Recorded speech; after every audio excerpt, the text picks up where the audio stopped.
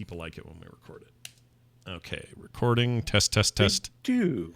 Yeah, it's weird, right? A weird expectation for a podcast part of the show. It's weird. Mm-hmm. All right. What's that shit on the ground? Hope it's not shit. All right. Did you get it? You good? Old blueberries? I'm not calling you that. I'm saying maybe that's what's on the floor. The fact that he's got bare legs under his robe, there's just something about it that I like so much. Yeah. I'm wearing shorts. I understand. It's fine. Yeah, it's hot. It's hot out. It's just the look you Can I don't walk see a around lot of. nude with just this and go? No, it's the difference between like a wizard walking out of the woods in a robe bottom. You think he's doing something magical. Yeah. Shorts. Yeah. He just took a poo. Yeah. Yeah. You have it right. That is correct. You don't see robes a lot outside of the context of movies and things like that, and therefore you don't see casual wear underneath the robes very They often. don't show enough legs and feet. I don't mean like bare naked, just with shoes on. It's like because everyone's always standing on soapboxes, I assume. Oh, well, only Tom Cruise. Everybody else is standing normally. All right, let's do this. Here we go. It's going to start now. In 3, 2, 1.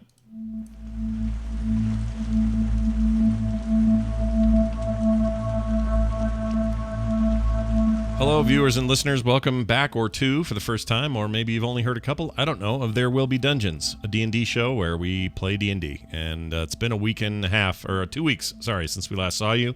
Last week was off, so we're feeling bummed about that and really need to inject this into our veins. So thanks for joining us for that. And do, if you can, support us at therewillbedungeons.com by becoming a Dungeons Plus member today.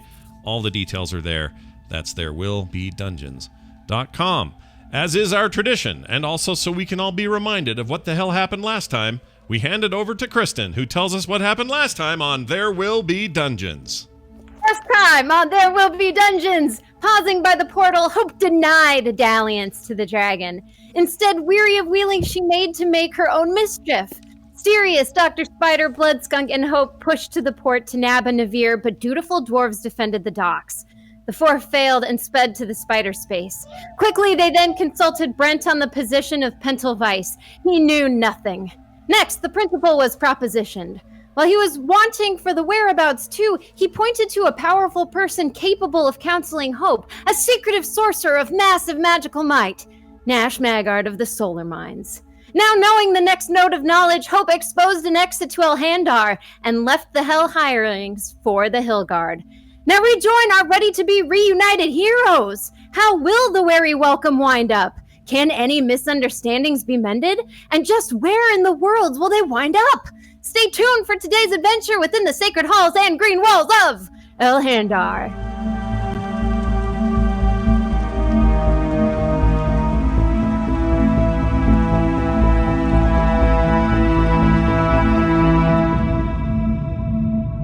All right, Bo, we hand it back to you.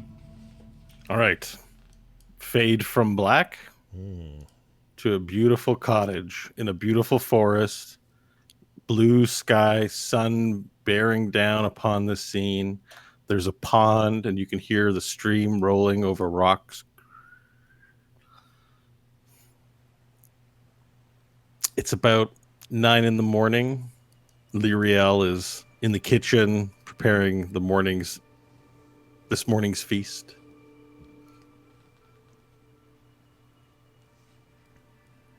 We don't know where Stanley or Varel is at this particular time, but you can hear the kids from the noise of Nash's 4 children, sort of baby floating out of the window. And there upon the scene is Nash Maggard of the Solar Mines. Now, if it was 9 in the morning, Scott, and you were up and you were out of the house at this point, what would Nash be doing? So I'm up and out and outside. Yeah. 9 a.m. in front of the cottage. No one else to be seen. Angela, she's inside with the kids, with Bok and Chunks, and Lyriel's making breakfast. I would be laying on my back, staring up at this artificial magical sun, and throwing grapes in the air and trying to catch them with my mouth. And I would miss a lot, so there would be grapes scattered about my head. in the grasses and things around me. But Okay. I just lay there Make a and do this. make a sleight of hand roll. Okay. I was hoping to do something early here. Got to throw grapes. A 2. All right, so you throw one in the air and it lands right on your forehead, like just boonch, and rolls off. You want to try again? That was a critical 1, by the way, because I have a +1. So does that make it Oh, worse? it was a critical one. Yeah. Okay. So you try to move your body to catch it with your mouth because that's what you're trying to do. And unfortunately, where would you be lying? Like on the ground near the lake? Just anywhere out on the flat ground somewhere where there's grass. And like I said, just somewhere I can just like lose my time and throw grapes in the air. Okay. You feel something sharp but doesn't break skin on your robe near your leg. Oh. Okay. And it's clamped onto your clothes. I'll go, and look up and see what it is. And you look at, well, you're lying down, so you raise your head up and look down, and you see that little snake has grabbed onto your cloak and is biting it. Oh. I will reach down, yank it from my leg, not caring if I pull too hard and tear myself up or anything. Just grab it, yank it, and then throw it in the lake. All right, animal handling roll, please. Oh my gosh. I know I don't have any bonus to that. Let me Do just. you know how to handle a snake? Oh, I have Scott? +1. All right. Yeah, I definitely do. 15. All right, you pick it up and you fire it off into the bush. All right. Sweet. You stand up to do this, so you pick it up, you sort of grab it by its head, right? I Yeah. think that's how you're supposed to hold them. Yeah. Pick them up, and then you just take them, you rifle them as hard as you can into the forest. Yep. And the snake goes flying. Yep. And as that happens, you feel a yank on the back of your neck, and all of a sudden you're in Dr. Spider's laboratory, and the scene last week plays out with Hope asking you questions and then pulling you right back. So you see Dr. Spider kind of looking at you very friendly, you think, for a spider. You see Mysterious Business, really big minotaur with a suit. And I think you got your sword back, so he's got a really large, menacing sword. And you see a clown without any ears, a giant quiver of arrows on its back. Okay. During this altercation, it all happens so fast. You exchange words with Hope, but you don't even remember what was said. Hope's charging again through the portal and grabs you by the scruff and pulls you back to Elhandar. Hope, the gate closes behind you. Nash is now standing there, pretty dumbstruck, and you see a beautiful forest scene with beautiful lush grass and flowers and a stream and a pond and a nice cottage, and you hear children sounds coming from the house, and you smell delicious bacon floating in through the windows as well. It smells very appetizing. Now, I believe last week, Hope, you had a purpose in collecting Nash. Do you recall what that is? It's been 2 weeks. Oh, Hope's having a hard time, so we'll give her a minute. What is my state of mind after this? Am I all freaked out? I should be. Right? Yeah, I mean, you just got taken to you got pulled through a portal to a strange world, Dr. Spider's laboratory, so lots of webs and cocoons, but also weird, unexplainable technology. Okay. It's like Hope's It was back. very unexpected. But Hope's back. You're looking at her, and she's peering at you, intense. And then she's also taking in the scenery. That's what the quiet was about. She's just staring.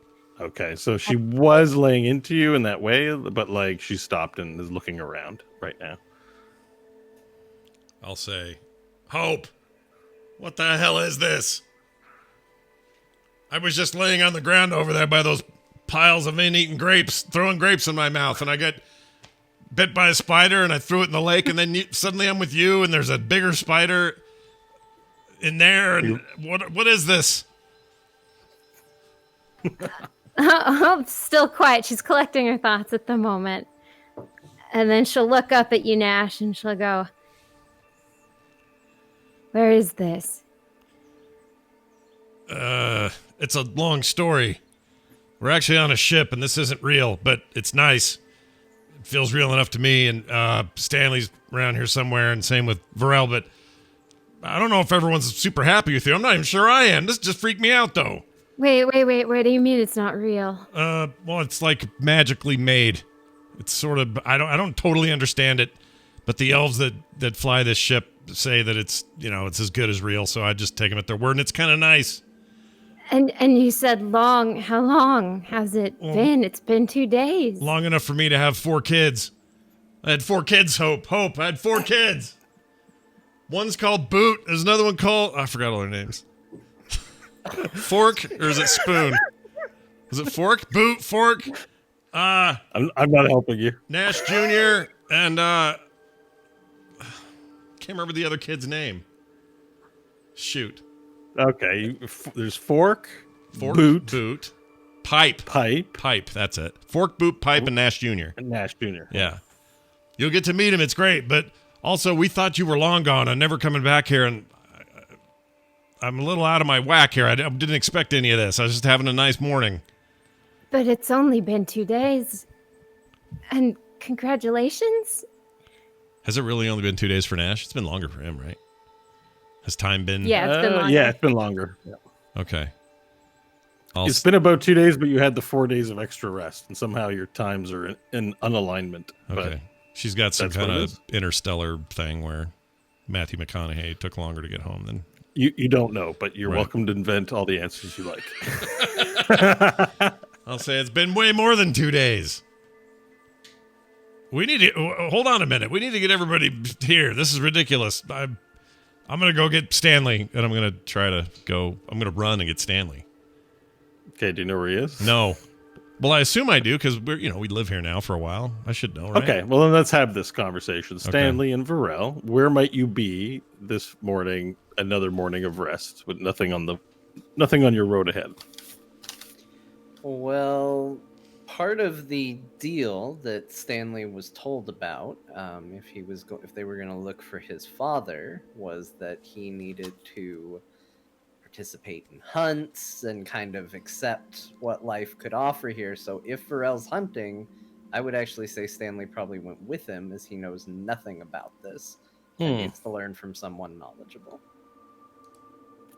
Did the game here manage to excite? Or has it mostly been like deer and raccoons and like low-level creatures? Thus far, you've only encountered low-level creatures on your hunt, but you have found evidence that, not evidence, let's say, but your instinct for hunting, you do know that there are more ferocious predators in the wild here, but they've made themselves scarce around you. Okay, Challenging prey to hunt. gotcha. Well, if things have been kept relatively simple for the last couple days, then I would be bringing Bok Bok and Chunks with me, because Chunks is going to mature very fast as a kobold and needs to learn how to hunt. Okay, so let's say the hunting party is Chunks and Bok Bok and Stanley. Sounds good. All right. So they're out hunting, Nash. All right. Would I know generally where they go to hunt? And I assume they'd leave on foot to do that. They're not taking some. If they told you, would you remember? Would Nash remember? I mean, I might know.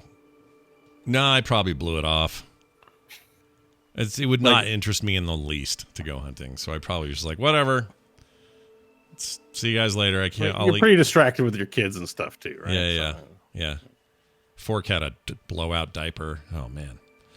I'm gonna say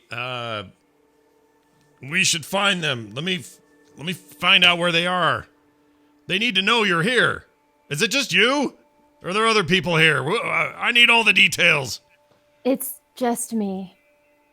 You look different too. You got more horns and shit than you did when I saw you a long time ago. What happened? Hope still just has the 2 horns. You look like... Oh, I thought you leveled up and got some, like, extra ridges and junk on you. No? So No, when she totally, took- but she's using the ring. Oh. when she took the hand, it transformed her, but she's capable of changing her appearance. So she looks like, It's just Hope. yeah. Standard ass Hope. All right. Then forget all that. The jury will disregard the last statement. All right. Well, we should find them because this is crazy. They need to know you're here. Is that okay? Do you want to go with me? We can go find them, those two. I'll just wait here at the lake. Well, go. You can wait in the house, and Angie's in there. She's making breakfast. You can probably eat and make yourself at home and chill out. Tell the kids it's Aunt Hope, and they'll be fine. They're too young to know anyway. They're little. They're still at the teat, and half the time in the shape of a boot and a fork. So you may not even see three of them. Anyway, I gotta go. So I'm gonna go find those guys, and then I'm gonna go wherever I can find someone who knows where they go hunting. Okay. Might be Lyriel. Well, I know where Lyriel is. She's in the kitchen making bacon. Oh, that's and right. Other breakfast foods. I was thinking of Angelashi. Then I'm gonna go in there and say, Lyriel, I'll bring Hope with me. This is Hope. She needs a place to hang out for a minute. I've got to go find those other two. It's a long story. I promise to tell you the whole thing when I get back. But you got to tell me where they're hunting. I got to go find them. Oh, well, last I heard they were headed east. Okay, east. Shit. I dig around my pocket and think, well, do I have anything for like directions? I don't think I do. Point me the direction. Which is east? Lyriel will point the direction, and a little bird will start flying in that direction. Awesome. I'll follow the bird. Just follow. No, this is great. This is like a thing I used to have. It's a long story. Anyway, all right, I'll be back. And I'll follow the bird. Okay. You run out and follow the bird. Make a... Hang on, I believe it's survival, right? Yes, make a survival check with advantage because the bird is helping you. Ooh. As you set out into the forest to find the rest of the party. I have a nice bump to that anyway. They're both 19, so 19. Perfect. All right. Varel and Stanley, you were out on a hunt. Do you have a particular style of hunt, or do you want me to ascribe one? Varel. It would be very stealth-based. Okay, so maybe we're doing sitting chasing. Some people sitting at a certain location, and some are chasing through the forest to the people sitting and lying in wait.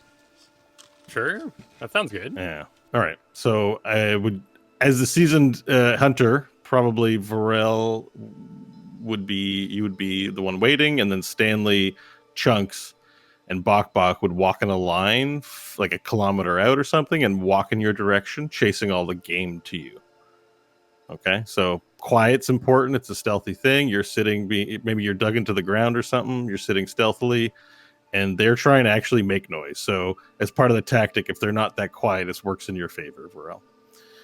Okay, so as you do that, Nash, are you making any noise as you go to search? Just huffing and puffing? What's going on? Just huffing and puffing. I'm floating so I can get a more bird's eye view. So I'm kind of floating up near the top of the trees. Okay, but are you making any noise trying to get attention, or are you being quiet? Being quiet until I see them. I don't want to scare off game or do anything weird. So, all right, let's make Nash. Give me a stealth roll, please. All right, and Varel, give me a stealth roll as well, please.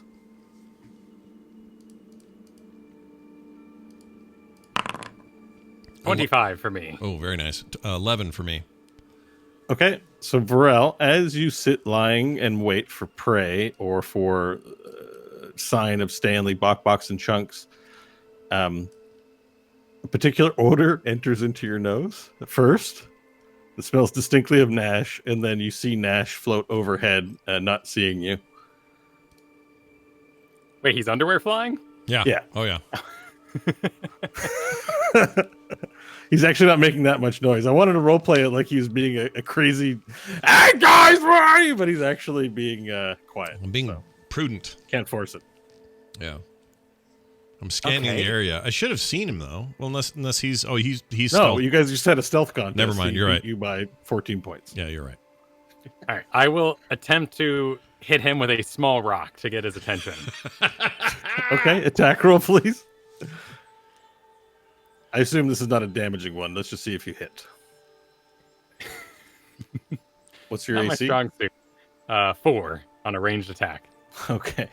A rock goes whizzing past you, Nash. Do I You hear don't it? know where it's from or what's going on. But I heard it though, and I saw it or saw it. You saw it. Yeah, you saw it. Oh, I will Came put on from the behind you. I will put on the brakes and hover for a second and look around and go, "Who is that? Who is it?" Like that.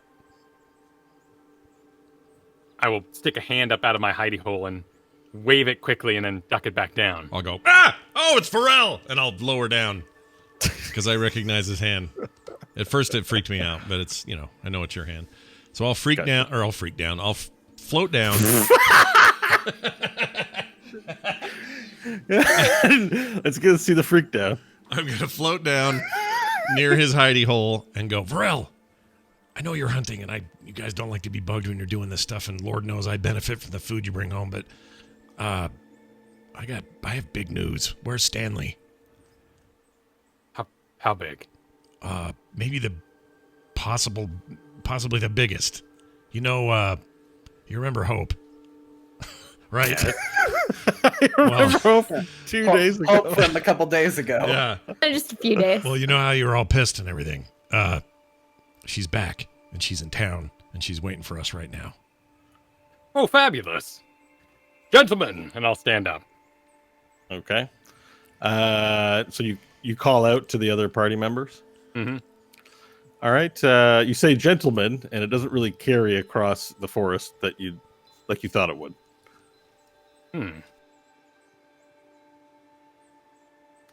Stanley? The hunt is off. Bok bok. All right. All right, Stanley, you hear that echoing through the forest. All right, Stanley just calls out to the others. All right, sounds like whatever this is done. Let's head back, see what Varel wants. All right, you hear some bushes rustle, and then Bok Bok pokes his head out, and he goes,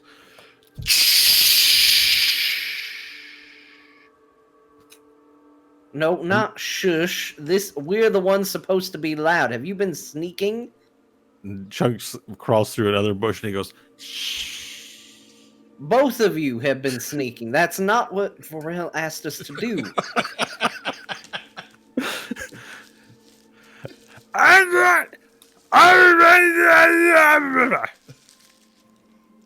He says, "Can you speak Goblin now?" No, I can't. All right, he seems to be cursing at you in Goblin. Look, first of all, I don't speak Goblin. You're not going to get anything out of me with that. Second, Varel's calling you. Off you run. And he goes, and he listens and he hears you speak true, and then he turns to Chunks and he goes, "That's the Pharrell!" And then he runs, and then Chunks goes, and they both sort of take off through the bush. Bok bok and chunks. Turned into Tim Allen. I was telling some people who haven't listened to the campaign about our campaign, and at one point I had to explain why there was a kobold named Squirts. They were just like, "What the hell are you guys doing?" That's great. I don't even try to explain what we do to anyone I know, unless they're listening. Yeah, it's trouble. All right, I'll follow after him. All right. Varel and Nash, Bok Bok and Chunks come tearing through the bush, making a ton of noise. You hear, "Eisenman!" At one point, you hear and then eventually they make it through. You hear them way sooner than you actually see them. And then eventually, very casually and very gracefully, Stanley steps through the trees, not touching a single leaf or disturbing anything in the forest as he moves through it. Quiet, even. Not Okay. a twig snapped. You don't hear him coming. All right. Do I see him though? Yeah, you see all of them, and the party's reunited. All right, Stanley, we have a problem. Tact, Nash. What? Tact. Oh, tact. Gently. Okay, Stanley. Okay. What's the problem? You're a great friend, and I will now, as a friend, share with you news in the most friendly way a friend can relay information. Well done. Thank you. Here's what I have to say, and please don't freak out, okay? Just relax, breathe, take a deep breath. Nash, What? just tell me what the news is. Hope's in town, and I go.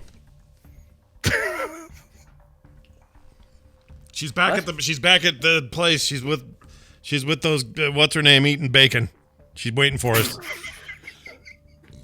And I'm guarding my face. I don't want him to hit me or do anything. Wait, Hope? Hope, our Hope. How'd she get here? I don't. This is where it gets weird because I was doing that grape thing I do on Saturdays, and Nash, I do not care about the grapes. How did she get here? I was yanked into some dimension. There was a spider. She was there. Other stuff was going on. She had more ridges over there than here. That's another weird thing I'll tell you about later. But then she yanked me back through this portal hole, and we were back here. And then she explained to me Stanley's running away before he finishes back towards the cottage. Okay. Oh shit! Okay, and then we'll all start chasing. I'll chase Stanley, or I'll. Are you all trying to match his speed and run? Yeah. Or are you letting him run ahead? Nash is trying. Burrell? I would hope to overtake him. Okay, so you were all running back like a bunch of kids being rung in for the dinner bell. Is that what's happening? Yep. Yeah. All right, Hope. Varel should be able to pass me. Yeah, he's got. Oh yeah, He's Varel got definitely. about 10 feet on me per. But he doesn't want to seem to overtake you, right? You just want to keep pace, if I understand. No, correctly, Varel? I would be overtaking him. I'm afraid he's going to blow the house down or something. Okay, perfect. Then all right. Do you use any magic to get there first, Stanley, or are you letting him win the race here? No, Varel passes me, but I'm just heading that way. Okay, in case you wanted to use some teleport shenanigans to get there first and burn the house down, like you said, it's an option. You might be able to win if you wanted to do that. I'm just checking, clarifying. All right, good. You don't want to do it. Stop. No, I want to asking get about there roughly with everybody because we probably have a fight on our hands. I'm gonna underwear fly as fast as I can, but I want my arm. I want my arms behind me like Naruto style. I just want to be looking like I'm seriously going to wherever I'm going. Yeah, 10 feet a turn. Yeah. It's not it's really slow speed, Scott. Oh yeah, I forgot how slow it is. Never mind. You're on the ground. I'm on the ground chucking it with But everybody he else. is literally hauling ass. Yeah. Yeah, no, just keep the flying thing. It'll be funny. All right. Unless you really don't want to, but No, I don't it's care. funny. I just want to keep up. That's all. Whatever It it feels takes. like that's how this has to happen now. Sorry. All right, I'll fly. I'll fly. I'll be last. All right. So, so Hope, you are in this kitchen with Lyriel. You hear children upstairs, and Lyriel's focused back again on eating. I don't know if Lyriel's the type to nervous talk or just not even notice the tension and keep talking, but I assume you're probably pretty quiet. So, however this 5 minutes goes by, it's a little awkward and quiet for a bit, and then through one of the windows, you see Varel stomping through the forest line and running towards the house. Do you do anything in that moment as they run to the house? Nope. Hope will just stay seated. All right. So Stanley and Bok and Chunks make the clearing as Varel hits the door. Varel, describe your arrival. I throw open the door. Hope! Corel. And I head to the kitchen. Okay, Stanley, you're next to arrive as Varel As soon hits as the I kitchen. get within sight of the house, about, roughly, because of the range of the spell, 120 feet, I would pull out the megaphone and I would be whispering a message to Lyriel saying, Lyriel, if you have a way to warn anybody else here or set up an alarm, please do so. I think we are going to be attacked by demons. All right, Lyriel. Lyriel, can she send a message back? Yeah, you can respond. Oh my. Well, I can certainly send a message along. Where will they be attacking from? Stanley's not responding. He's Also, going quick towards the house. question for the DM, or for you, Bo. How safe is Elhandar? Would Lyriel know kind of, is it almost so in terms of unfindable? defenses, so Elhandar is well concealed from the denizens of Earth, but generally speaking, it's a big floating space station around the planet, so it's very findable. Defense-wise, Elhandar is a mecca of science and magic, and as such, it has defenses, but it's definitely not designed for withstanding a major assault. Elves are usually quite diplomatic and prefer working with other races and threats and finding alternative solutions that don't result in the loss of life, as is their belief. But Okay. they're formidable. Lots of magic. Okay, so if demons attacked like they did, would Elhandar put up a pretty good fight? So you're aware that there are the combined might of the magical academy and sciences would be able to erect likely a shield of such force that it wouldn't allow you to leave, but it wouldn't allow anything to enter, and that's generally the default plan Okay. A when it comes to assaults, is to siege up. And because you have the biodome inside, you have a cornucopia of food available to you, so you can siege forever. Yeah, you guys are you're not confident if you were to take on a war that you would win in spite of your great power, but it's also not part of your belief. However, you're capable of defending for decades, if not hundreds of years, should the need arise. Cool. Well, then Lyriel will get in touch with whoever's in charge to go ahead and get the shield ready. Okay, perfect. After Alright. that, Stanley will draw diplomacy and megaphone in one hand, sword in the other, go stomping into the house. All right, perfect. You go stomping into the house. Chunks and Bok Bok follow him behind, and you hear them, and they're just talking about how fun the day was. And where's Hope? In the kitchen next to Lyriel. Stanley will come We in. could ask Kristen what might Hope's disposition be, like leaning on a counter, arms crossed, or something like that. I don't know. Well, when she sees you all enter, she'll start crying.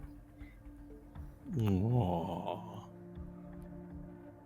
And this will take up probably about a good 10 to 20 minutes. And it's an ugly cry. It's really gross. There's snot coming out.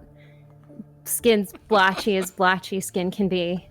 Okay. Wow. How do you guys react to this? Oh, I'd be like clapping her on the back, calling her the finest warrior I've ever seen. You know, basically the Gimli in the walking into the Frodo bedroom. Okay. Am I there yet? Yeah, Did I make you're it? not there yet. Okay. No. You're Naruto hovering through the woods. So Stanley, you're so Varel's patting her on the back. She's crying, and you're there now with your sword drawn. Yeah. And maybe there's a little oh my coming from Lyriel. Yes, Lyriel has gotten to cleaning. Okay. Cleaning isn't awkward. It helps everybody. That's a good point. Did you decide one city wasn't enough for you, Hope? Needed to make it two? What are you talking about?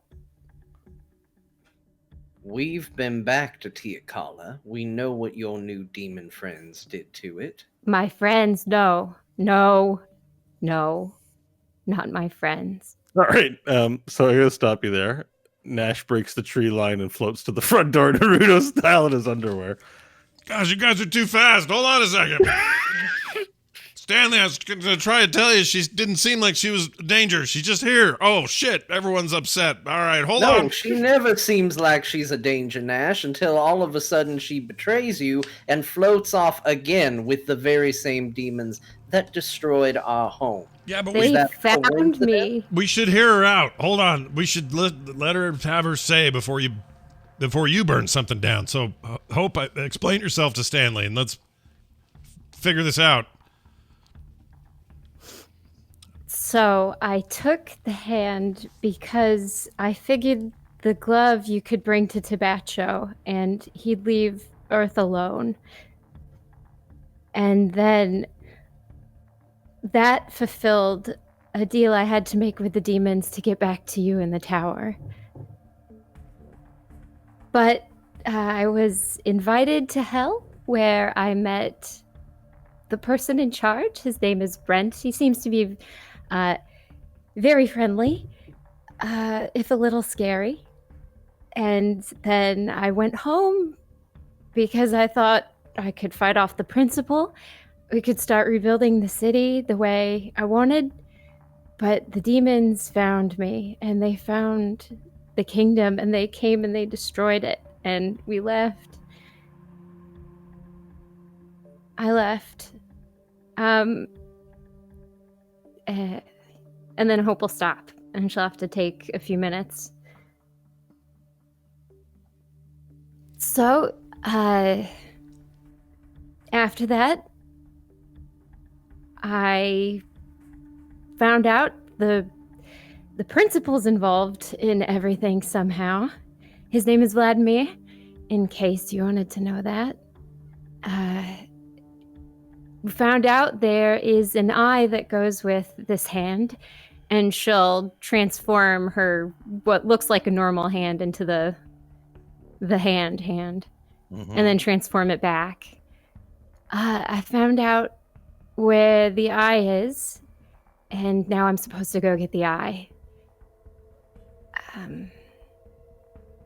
Yeah.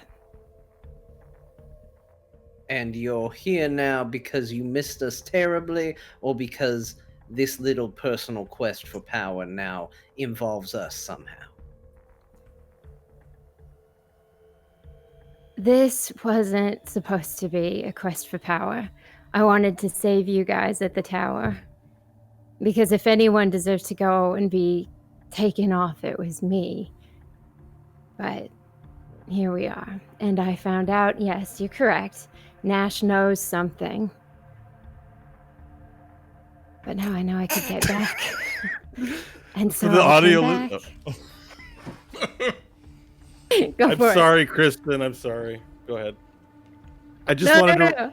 I Go just for wanted it. to remark to our audio listeners that Scott, I think, had the most fearful face I've ever seen on when you were like, Nash knows something, and he was like, Well, Stanley's looking scary as shit right now, and I don't want to be involved in the pain of any of this. So yeah, Nash would be a little freaked out by hearing that.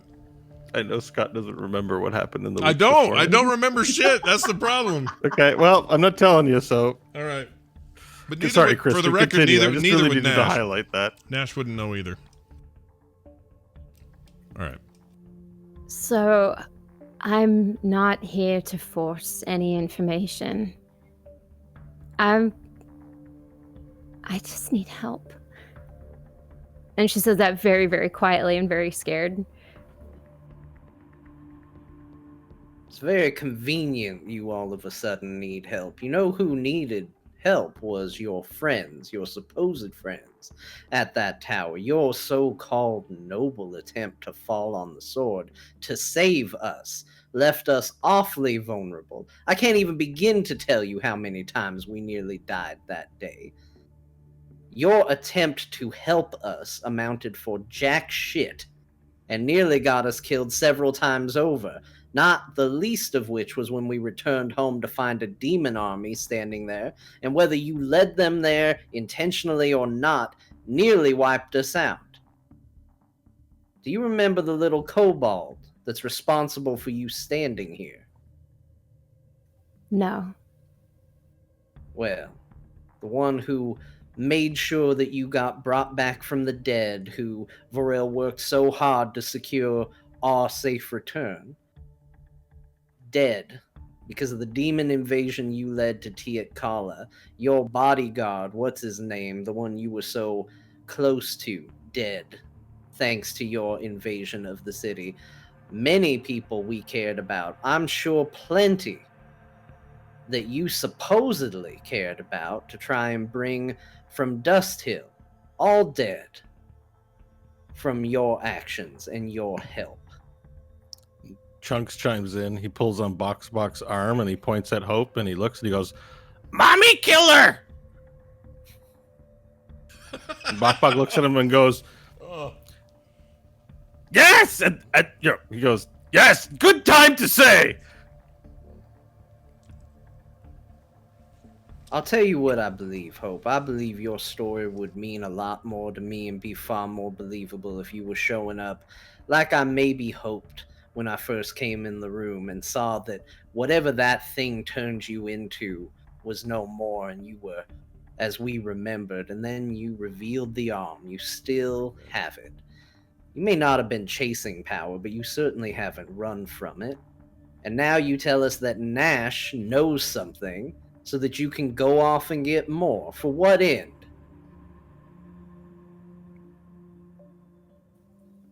I haven't quite figured that out yet. Me neither. So all this was for nothing. No! All these lives sacrificed, all these people dead because we haven't figured out yet what exactly we want to do. Stanley, we should probably suss this out and not just jump to any conclusions. This is Hope we're I'm talking still about. not sure that her little demon friends that we saw her march off with aren't on their way here right now. And this is just her buying time. Well, we don't know anything about nothing, right? She doesn't know that we haven't been waiting here to slice her throat the second she walks through. So maybe... I don't know. I don't know how to handle this. Varel, what would you do? I'd call Stanley a coward for saying that we were useless without her. We fought not only on the elevator, solved the vegetable puzzle portal, then faced Badass T with full gusto before beginning a attack on a demon lord, of which each one of those people you said died, engaged of their own volition, their own will.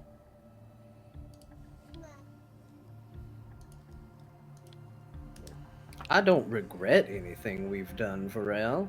I just think it might have been easier if we had done it with one of our more powerful companions instead of her taking off with her new friends as soon as it seemed to suit her. Oh, you weren't there. You weren't there hovering down the side of that tower, though that was your doing, the hovering part. You were too busy caring for your new girlfriend. Hope and I shared an intense moment while we decided what to do with the arm. We faced peril, stared death in the eyes, and made a decision that Hope should wear the arm to save us all.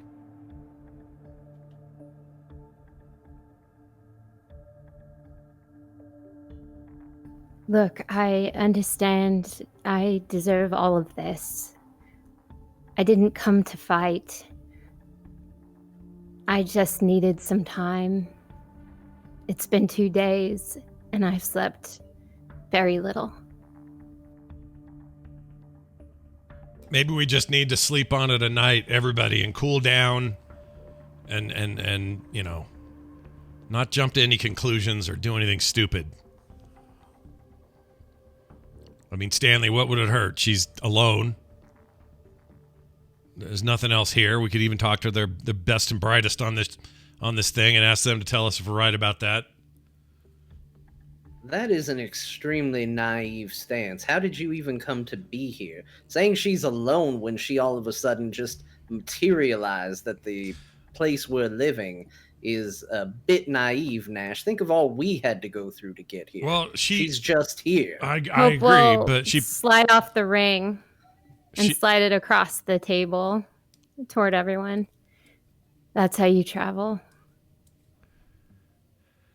I mean, I was trying to explain to you in the forest, then you took off.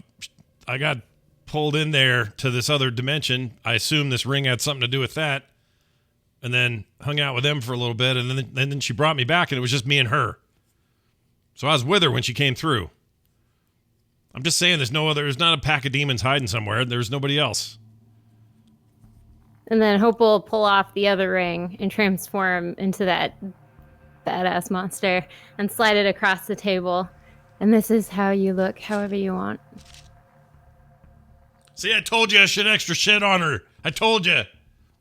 Y'all looked at me like I made that up. Nash says nonsensically as if it mattered.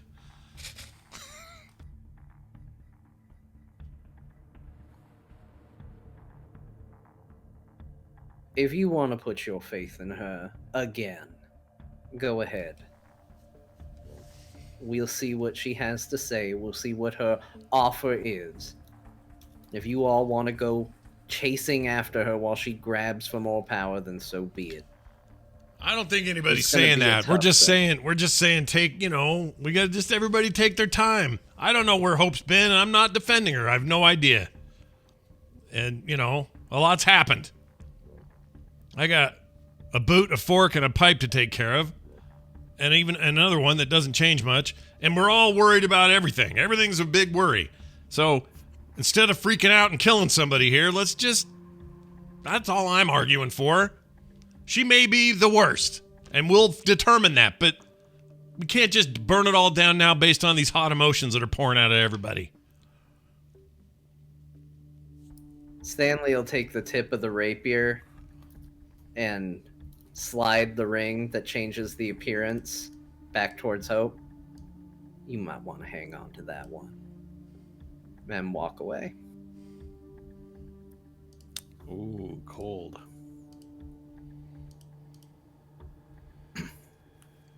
If there's a moment of silence that hangs in the air, Bok Bok pipes up and goes, "Woman! Woman!" And he snaps his fingers at Lyriel. Woman! Yes.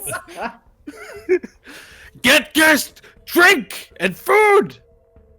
Oh, yes, I was preparing that. Don't worry. Okay. And then she'll set the table with food and drink. All right, and he looks at Chunks and he says, "Guests get food!" And then he looks to Varel and he makes a smile face at you, like looking for validation that he's made a correct thought process.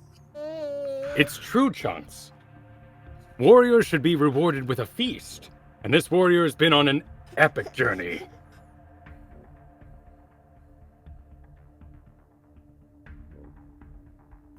Hope will just stare at the food.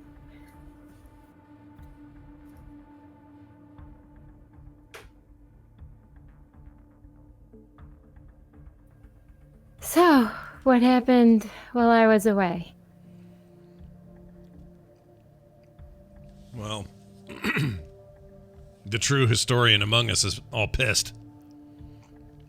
But, it's been a whirlwind of events. We kind of thought you had permanently betrayed us.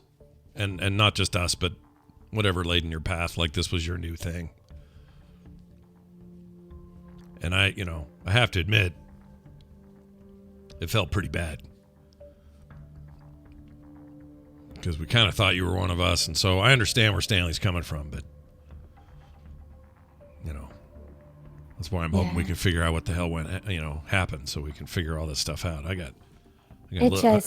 It seemed Varel was almost dead. You two had made it. Yes, little one. What does it want? Mommy, you be new mommy now. No. Bok Bok Daddy, you mommy. No. I'll Kobold ancient rule. You kill mommy, you become mommy. And Stanley say you kill mommy. Chunk mommy. I don't even know who you're talking about. I don't know. He's like, I love this Conversation's ancient gotten kobold. harder. This ancient kobold rule that if you kill the mom, you become the mom. That's awesome. I love that. mommy must take Chunks now. New mommy. We'll see. And Hope will reluctantly hold the little squirmy kobold. Pharrell, Yes? make Buck Buck wedding, Hope and Buck Buck. No, we won't be doing that. Why she say no? Why Buck do you Buck say- Daddy and Hope mommy, then Buck Buck and Hope get Yeah. You know, bang bang. Yeah. Bok Bok. I want you to look at Hope in her glorious form. Glory. Hmm. Could you handle Old that? glory, but okay. Yes, I understand your willingness. However, I fear for your safety. Bok Bok. Bok Bok now man, make sacrifice for good of family. Bok Bok will do this.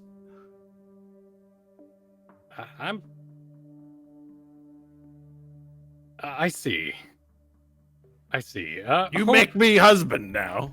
Hope, will you excuse us, please? Yes. Bok Bok, porch talk. Porch talk again. Oh, porch talk! Porch talk! He goes outside to the porch.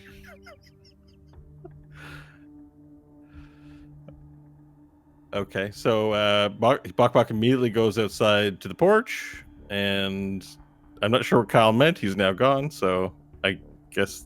Oh, him and I are gonna have a heart-to-heart talk out there about. Oh, okay, so no. we're out of the scene now. Gotcha.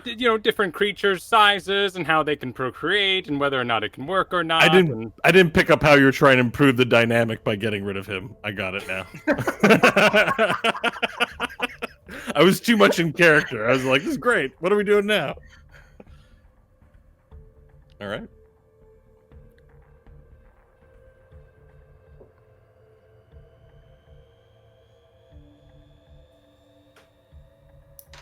I'm sorry, Nash. I didn't mean for any of this to happen.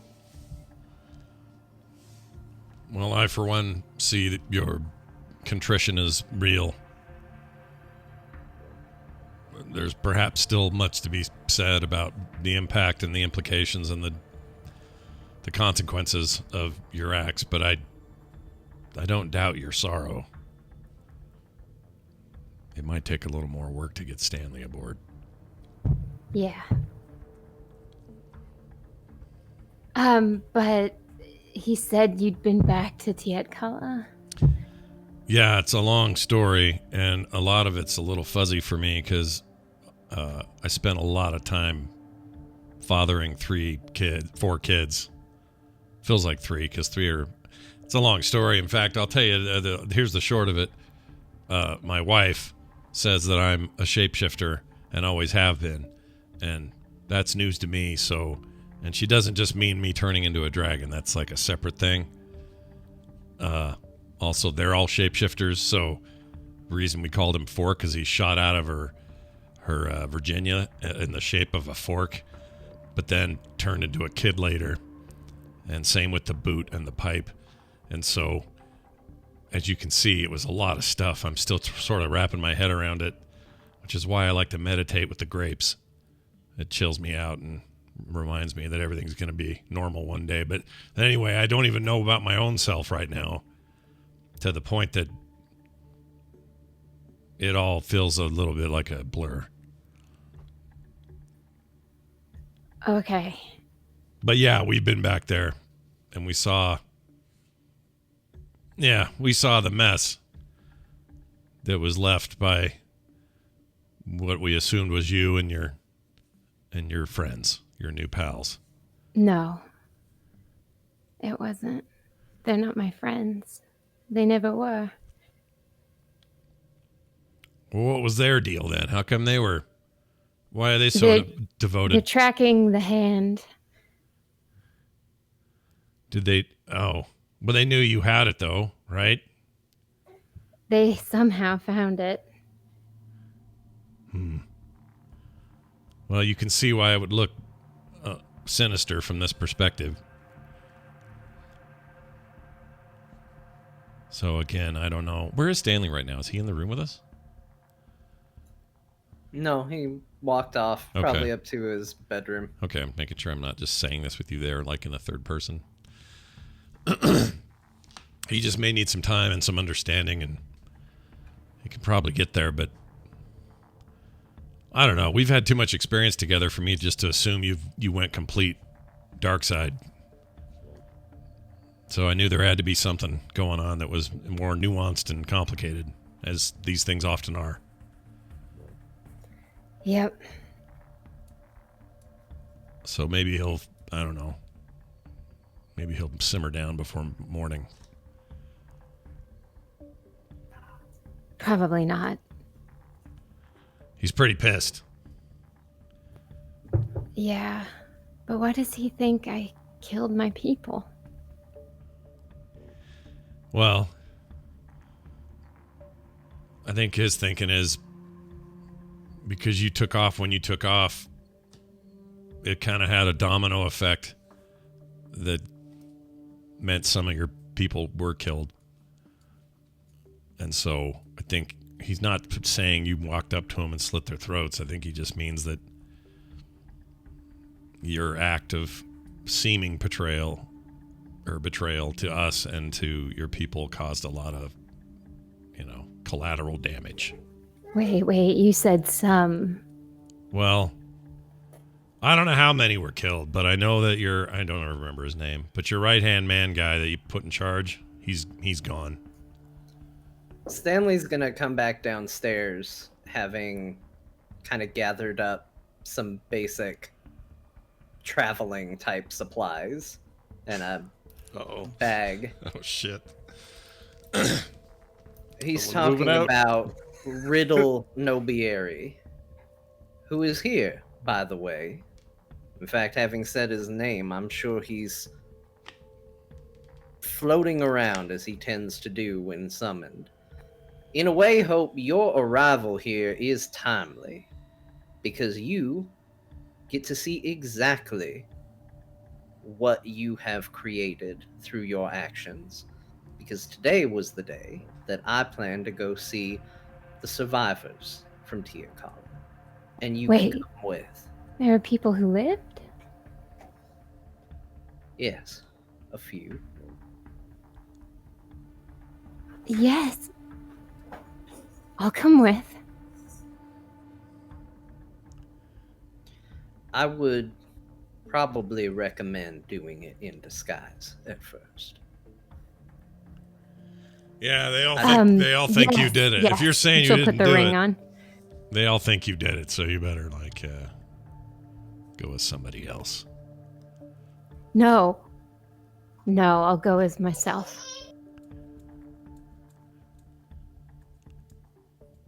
We should And then we should the probably ring's on, and she's back into Hope, Tiefling Hope.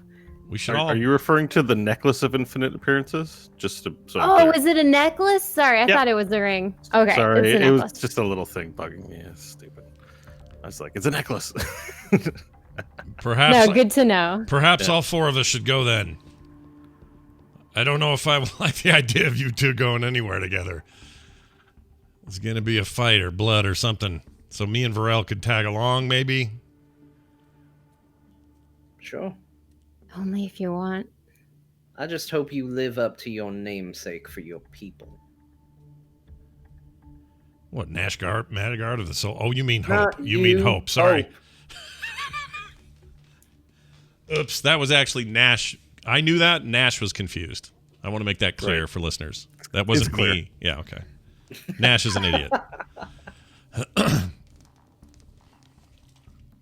Well, then I'll go get Varel. Hold on a second, and I'll go bang on Varel's door. On the door to the outside, they're on the porch. Oh, they on the porch? I thought Nash, you bang on the door to the outside. Varel, open up. Instead, I will open that door, and I'll say, Okay. Varel, we gotta go. We got a job.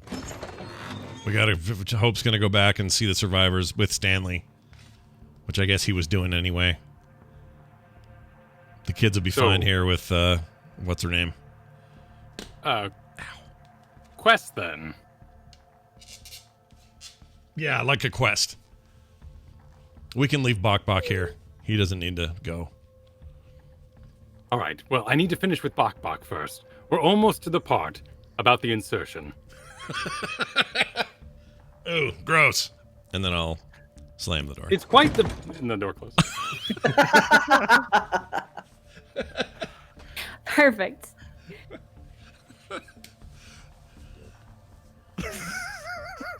All right, Varel's in, I'll say. He'll go with us. He's doing birds and bees right now, but he's going to go with us, and we're going to have a good old-fashioned... It'll be like the old days, you guys. This will be great, Stanley. You don't think so now, but it'll be great. It's going to be super great. It's going to be You're awesome. going to meet the handful of survivors from the slaughter of Diego. Well, we'll do it together, like we used to always do everything together. We do it together. That's it. That's the thing. All for one, all for four for all, or however it goes. All right, I'll come back inside and remember, you too, Chunks. It's a secret. Bok Bok comes in. He seems heavy-hearted.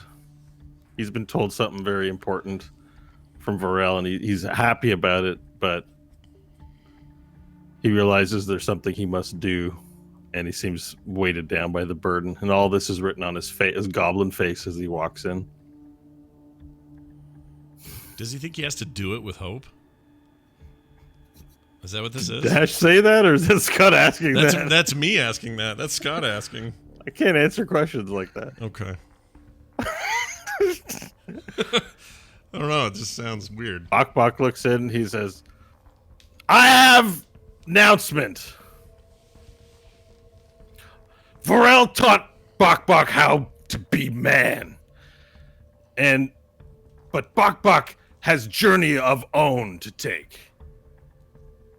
Bok Bok will journey here at the cottage of the forest and protect our family.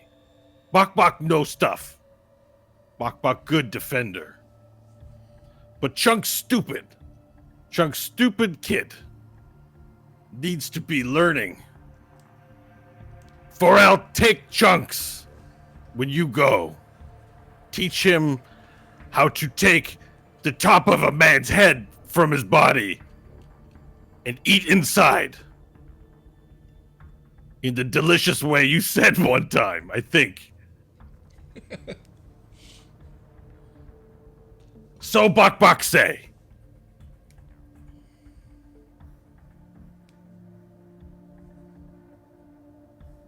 He waits for everyone to be impressed with what he said. Nash refuses to be impressed by any of that. Hope's too emotionally distraught to even try and understand. Wait, I'm to take Chunks, Bok Bok? You take Chunks. You teach to be like you, great lizard folk. Oh. There's the part Don't worry. You keep Chunks' mommy nearby. And when Hope ready, I will be here and we can be mommy daddy to Chunks. That's not what we talked about, Bok Bok. I know. Wait, I need mean, to not get going. now. I mean later, after Hope gets more older. Right? That's what you mean? Well, anyways, I'm going to find Blowy. And he walks away.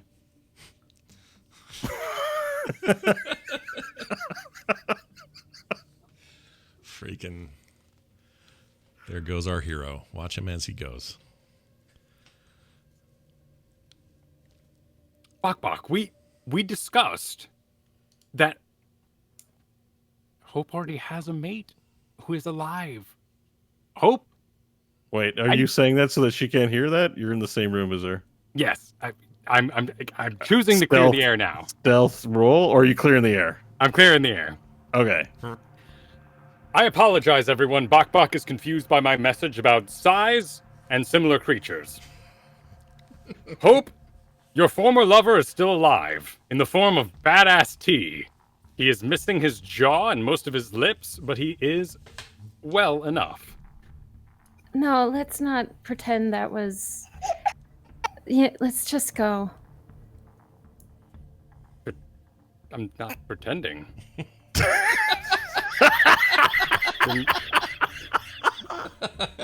It's in a fortress with Nash's face on it.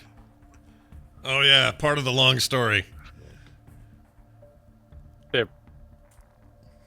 Unless you embrace Bok Bok as your... She doesn't know anything about No. the giant space penis or any of that. What are we talking about, guys? Please. Well, if it might bring you joy, I happily announce to you that Tedna is alive and with the malformations I mentioned earlier.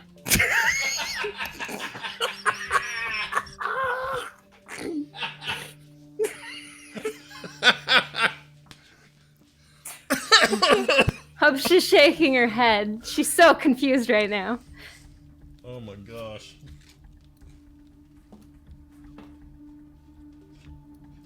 I fear I have not improved things.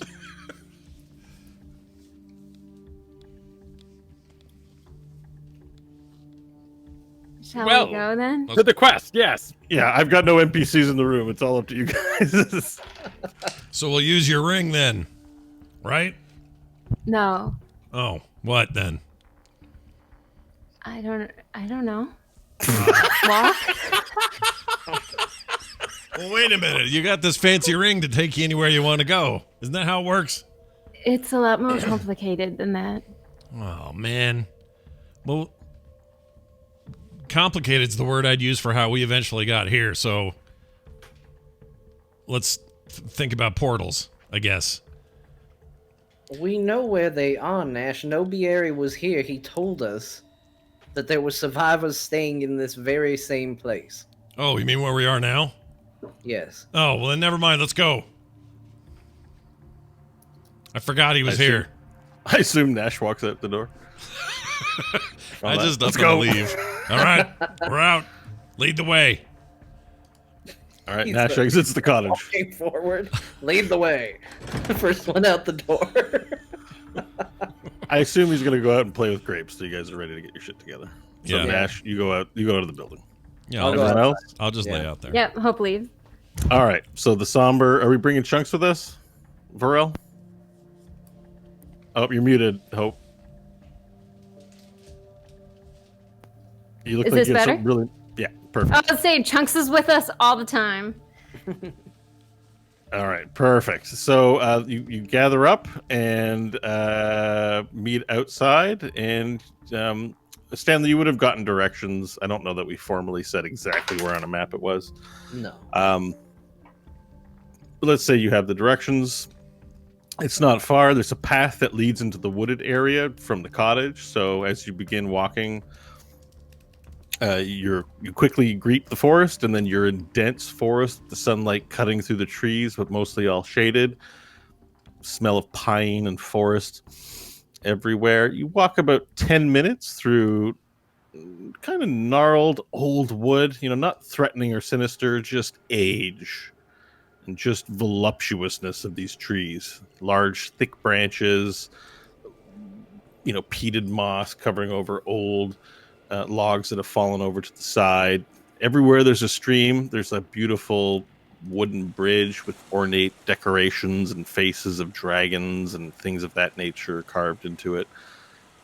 After 10 minutes of walking like this, you see the path ahead is going to open into a clearing. And you see that there are several houses sort of all circled around, maybe like 8 of them, circled around sort of the center clearing. It's got a well in the center of the village area.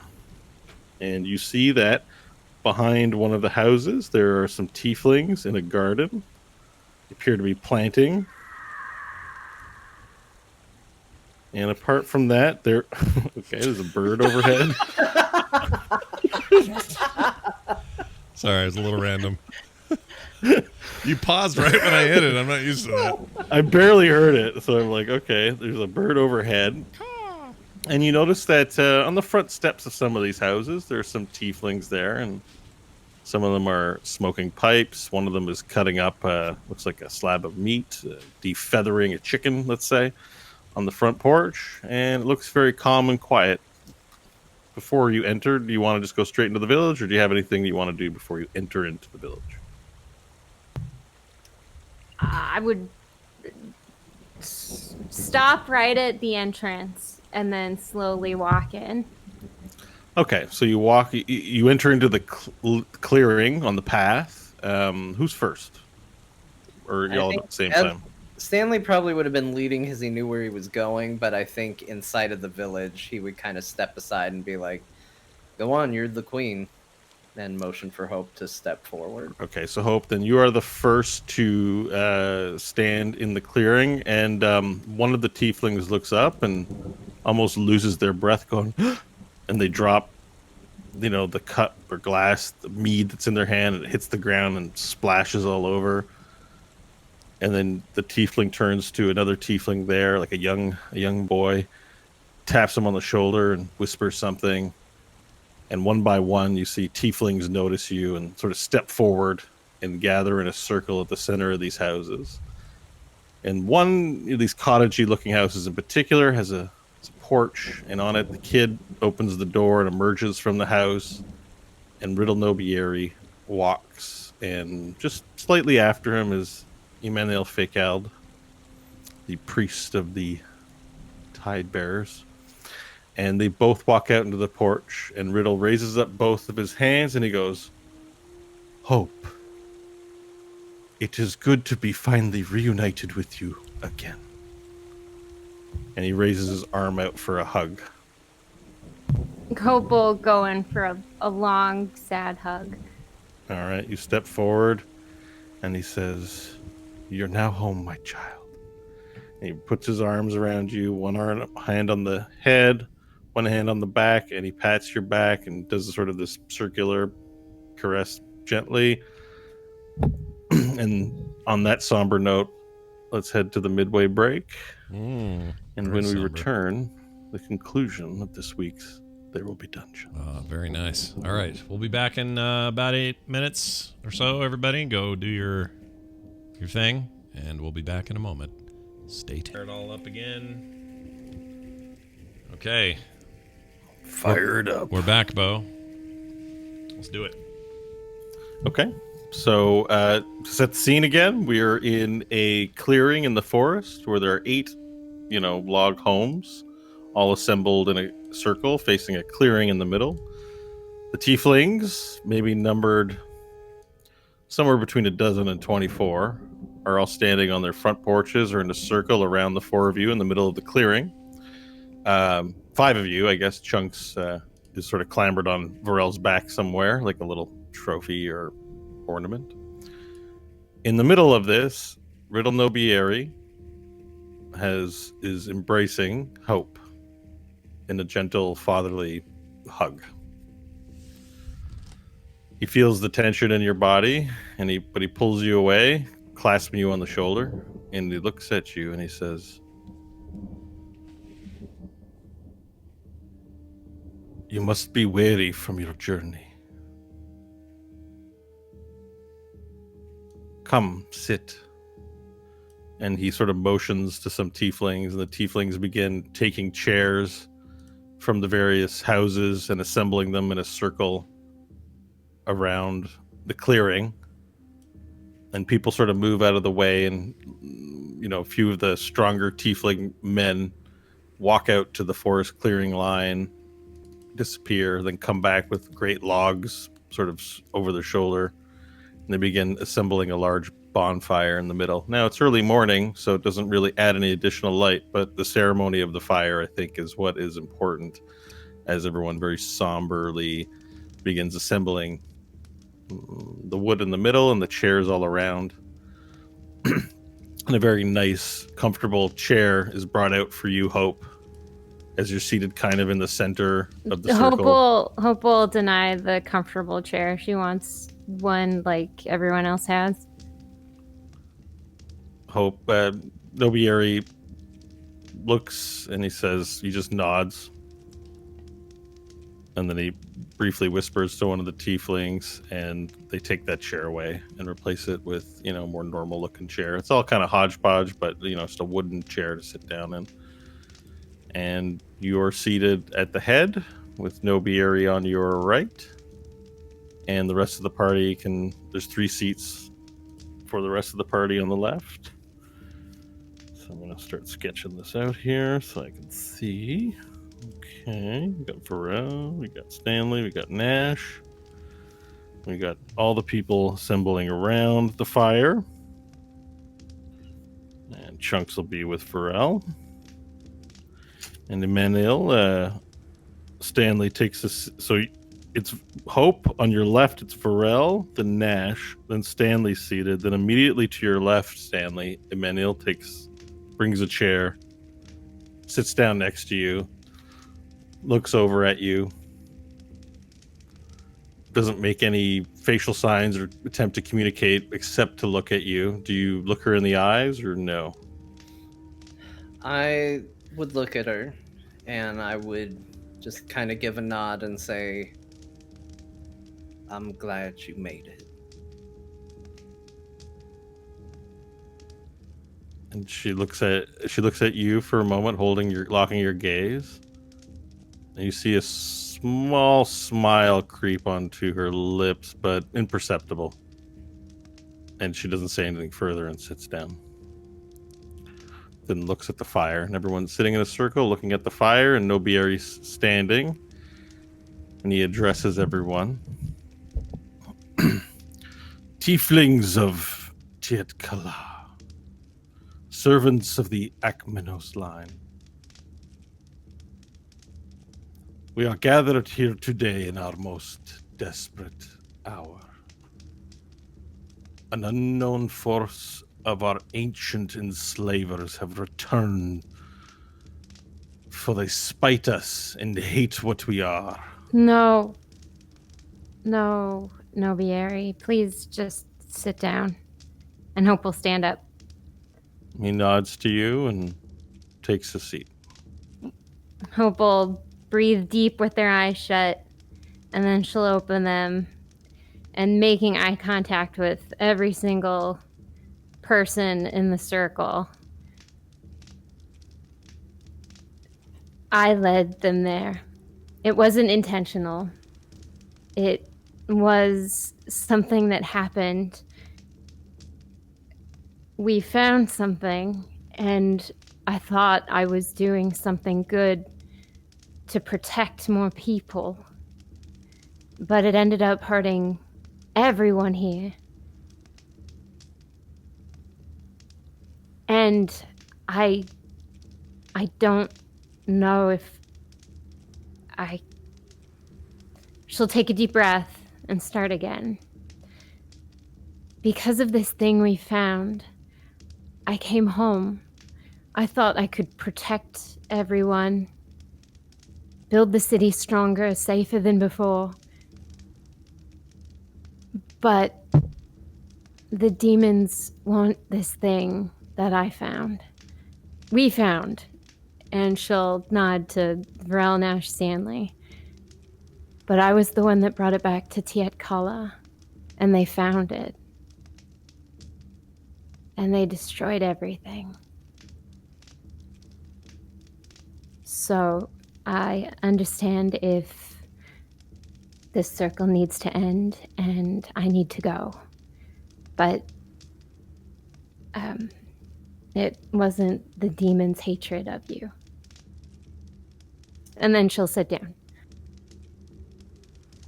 Nobieri looks out at the people assembled. Our great leader has made a difficult choice. And she made it knowing that her people were behind her.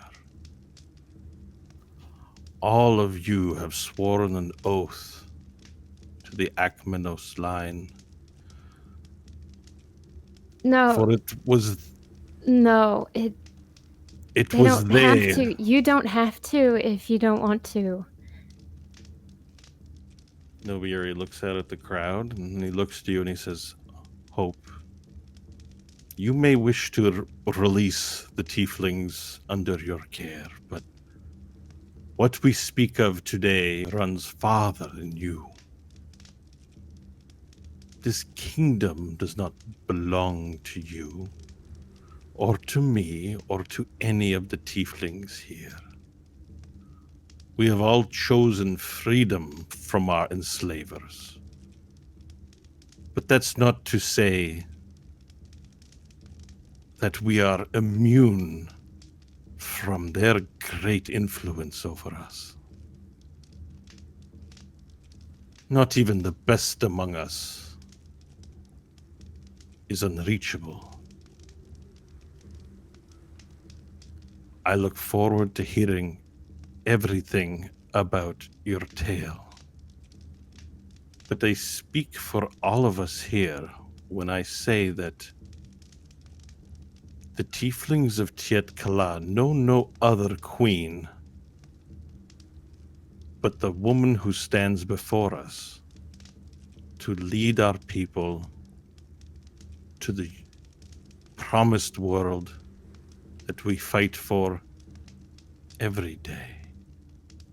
And Nobieri looks out on the crowd and says, if any tiefling here disagrees, they may choose their own path. And then one of the men who had brought in the logs, who was leaning and not sitting, steps forward and says, I am from the Gretschil line. My people were not given a house, and we were in the house of the unnamed. Queen Hope brought an end to this and gave my family equal, what's the word I'm looking for? Power amongst the families. I trust in Queen Hope and will continue to give my life to serve the future of our people. For it is not with the demons, but with each other that we will survive. And then off to the left, a rather sort of brow-furrowed tiefling with his wife and young boy, the one at wit to go get Nobieri.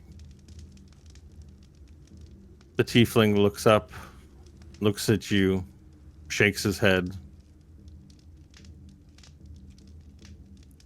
and then takes his wife's hand and his boy's hand, and they walk to the edge of the clearing and into the forest. The remaining tieflings look at one another, and they each don't find that any of the other ones are moving from their chairs. And Nobieri steps forward and says, let us mark this day with a consultation from our very own.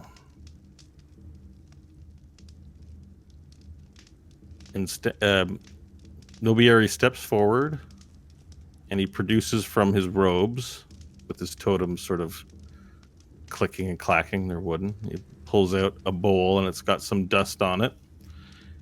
And he takes a bit of dust in the palm of his hand and he approaches the bonfire and he lifts up the hand. He goes and blows the ash in his hand into the fire. And then he passes it to a tiefling on his right. Who did I? Yep. And that tiefling steps forward. The Nobieri takes the ash and sprinkles a bit on his cheeks and draws a line upon his forehead. And then the tiefling holds his hand out and Nobieri puts some ash in it, and that tiefling steps to the fire and goes.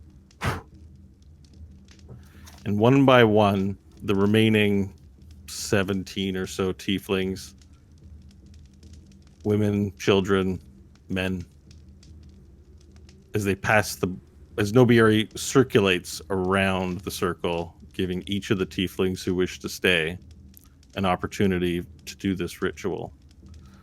Finally, he approaches Emmanuel, who does the same. And then Nobieri approaches you, Stanley, and looks at you expectantly.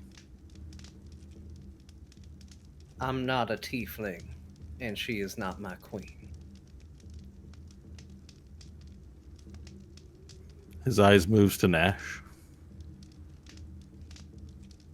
Sure, what the hell? I'll do it. Okay. And I'll do it. All right. So you get up and step forward. Do you do anything crazy and float, or just No. step Oh, forward? that's a cool idea, though. I do float. I float 1 foot above the ground. You float 1 foot above the ground, slowly approaching. Yep, like a And Finnish person. Nobieri has to reach up, so you have to lean down. And he puts one splash of ash on one cheek, one splash of ash on the other, and then he takes a bit on his finger. He licks his finger. He takes a bit of the ash and he makes a line over your forehead. And I need to make a tumor roll. So you go, Sim. A 20. All right. It bursts a tumor on your head, and a liquid of white, yellow, and red come pouring down your nose. Oh, jeez. And he looks and he says, "Sorry." It happens. I rolled a 20, by the way. Did you really? Yeah. I'll go, it happens. It's fine.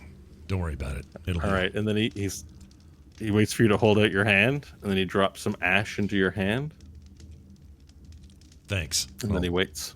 I'll turn around like a Finnish person and float back to my seat. Oh, I know I have to do the thing first. Mm-hmm. What do I do? What do I do with it? No. Emmanuel, as you're making your way back to your chair, Emmanuel whispers, says, "Blow out the ash in the fire." Oh, right. I'll turn around and go, All right. And it sort of doesn't really hit the fire. Well, make a roll. okay. Make a sleight of hand roll, please. All right. Because you went, Let's do- sounded like you maybe weren't trying the best. Well, it's just a sloppy blow. Aren't they all? That's my nickname in high school. All right, here we go. That's my nickname in high school. Ooh, I'm sorry, a 5. I rolled a 4 and I have a +1, so 5. All right, so you blow it all over the ground in front of the fire, and it doesn't make it to the fire. And Nobieri approaches you, holds out another pile in his hand, waiting for you to open your hand. All right, I'll get it in this time. And he'll pour it in my hand. All right. I'll get a little Roll closer again. this time, and then 21. Oh, that's nat 20. All right. Natural 20 right there, baby. All right, so you blow it right into the fire, and it goes whoosh, and there's this flare of the arcane as it makes a big whoosh, and you hear "oh" from like the people in the circle. Okay. I will All right, and float now- back triumphantly Nope. back to my seat. Okay, and then Nobieri approaches you, Varel. I would like to make an Arcana roll to know I'm not being bound or cursed or anything by this ritual. Do it. It's a 10. You can't tell. And I'll grimace, afraid of such weird tribal magics, but I'll perform the deed. Perfect. And do you take it seriously? Yes. Let me hear. Very good. No roll needed. Well done. All right. And then with that done, that's everyone in the circle. Hope you didn't do it yet, did you? I can't remember now. I lost track. No, not yet. Nobieri turns to you and looks at you expectantly. I hope we'll do the ritual. Okay. So Hope stands up. He approaches you. He puts ash on both of your cheeks, draws a line on your forehead with the ash. He holds your hand out. He drops some. Which hand do you take it with? The left hand, her real hand. Your real hand. Okay. Perfect. All right. And then you blow it. Let's hear. All right. Perfect. No roll needed. And Nash. So if I hadn't made a fart sound, I wouldn't have had to roll. Is that what you're telling me? That's right. Okay. You're a victim of your own personality. It's All okay. right. All right. We all are. That's in character, actually. yeah. I think that's fine. Yeah, that's Yeah, fine. we're good. So you blow the ash into the fire, and as you expel the breath and the ash hits the fire, a large jet of flame broils up into the fire like a tornado, and it roars. And even though it's the middle of the day, it's sort of the brightness of the fire blackens the sky a bit, like dims everything, and you just the source of light now is just this circle. and the fire changes color. It turns a kind of green, and it turns a blue color, and it turns into what looks like a pillar. Not a pillar of flame, but a pillar made of flames. And then the pillar opens, and a tiefling made of flames walks through the door, about 10 feet tall, a woman again, this is all made out of the flames. This isn't actually standing in the flesh in front of you, but made completely in the flames, a large tiefling woman. I mean large, like 10 feet. She's muscle bound, covered complete in this ornate plate armor with jagged hooks and edges. There's a shield across her back and a sword sheathed on her side. And she walks through with large, crazy horns and flowing fire hair. And the fire hair flows up, billowing from the top. It doesn't fall down on the sides. And she walks through this pillar, but still standing in the bonfire. And she looks upon her people. She goes, "What destruction has occurred here? I see sadness. I see resentment. I see fallen tieflings. Who summons me now?" Nobiari stands up and says, "Oh, great Abigrir, the tieflings of Tiet Kala, from whence you came, summon you for your wisdom and counsel in our most desperate time. The ruling Akmenos," and then he raises a hand to you, Hope, "Orifi, has made a journey across the stars where even a dead tongue cannot provide counsel. I summon you here in the hopes that you can set her and all of us on a path to security and safety for our people." And Abigrir looks across the tieflings and says, "Where is the one you call Hope?" "This one." Hope will stand. "What is it that I'm looking at?"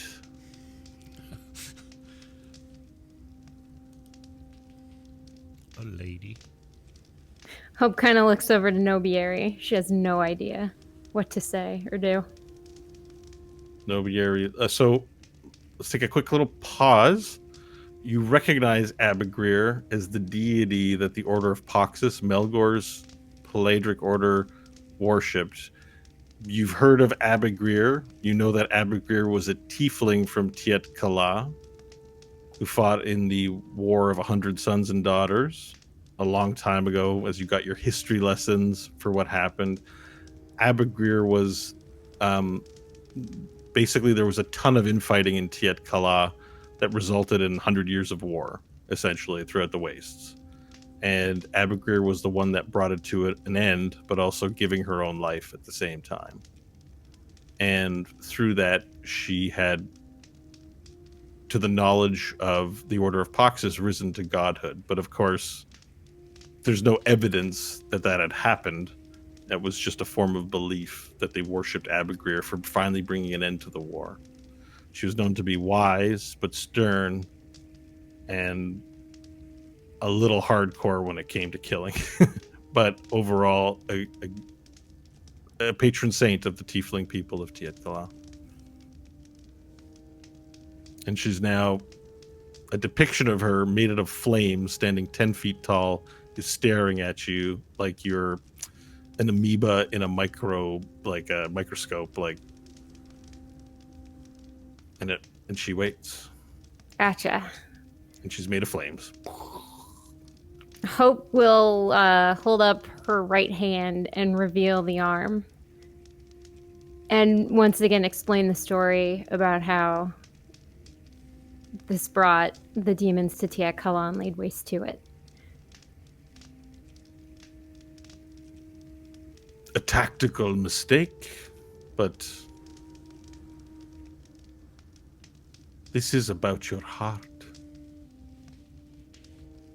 What song does your heart sing, Hope Akmenos?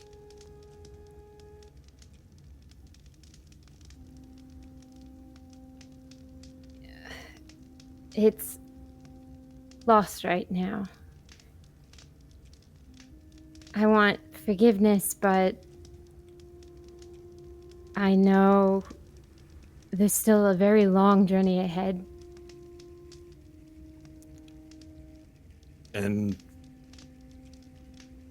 who would a queen want forgiveness from? It is they that should be begging your forgiveness. For doing what? You are them. What you do, they are. You are the leader by blood.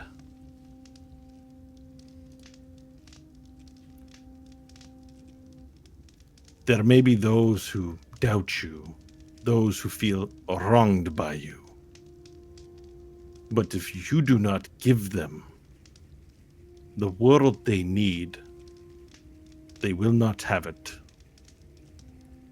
And if you kill them on a path of your own self-destruction, you kill all of them. And no amount of wishing will make it otherwise for you. I see. 'Tis time to stop sympathizing and time to start leading.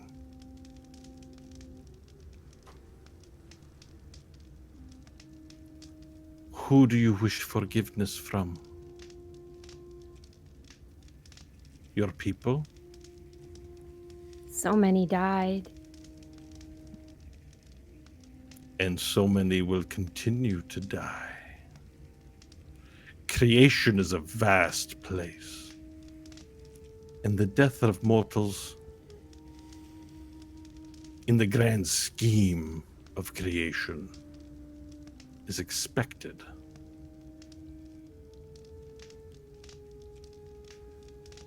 Your duty is to care for those who are still here. And as long as there is a tiefling in your charge, even one, then Tiet Kala is not dead. Our tiefling people are not lost. But it is up to you. No god can give you what you're seeking. Not even the one you carry with you.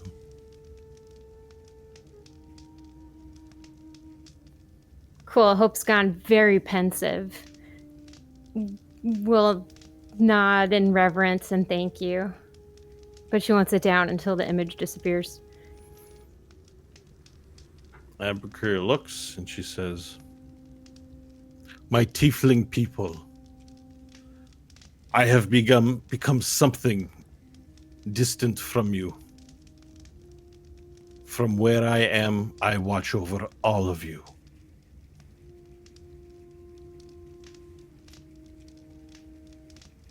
But the wisdom we require cannot come from a demon or a devil or a god.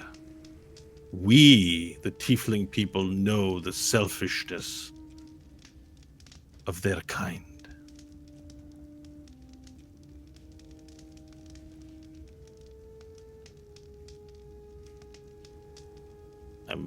Did Hope run away?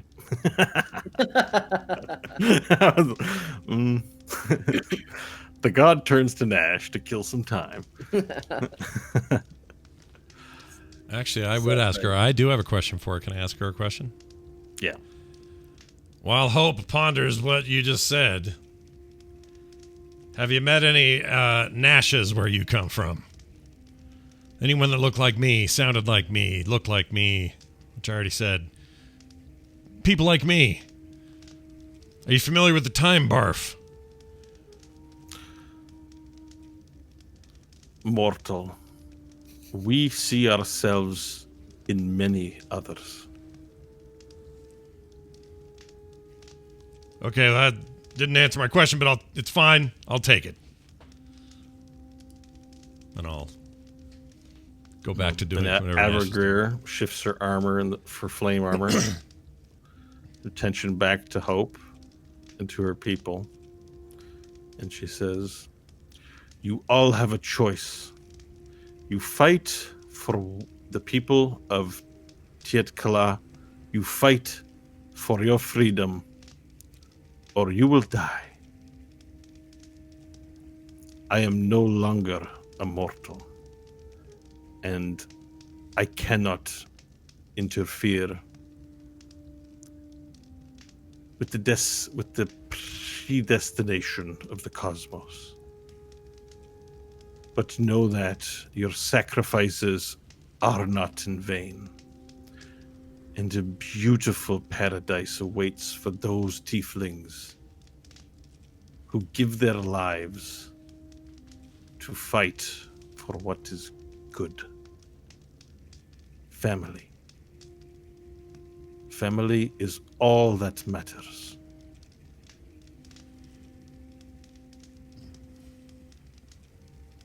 And with that, the flames start to rise up. And the flames just go, and a pile of sparks fly out everywhere. And the flames return to normal. And Nobieri scratches his beard and stands contemplating the flame. And Stanley, you feel a tap on your shoulder, and you look, and it's Emmanuel, and she brings her chair closer to you, looking like she's seen her god in the flames, which literally just happened, and whispers to you, "This is incredible. This is incredible." Stanley, a little less enthused by what he just saw, but doesn't want to make her feel bad.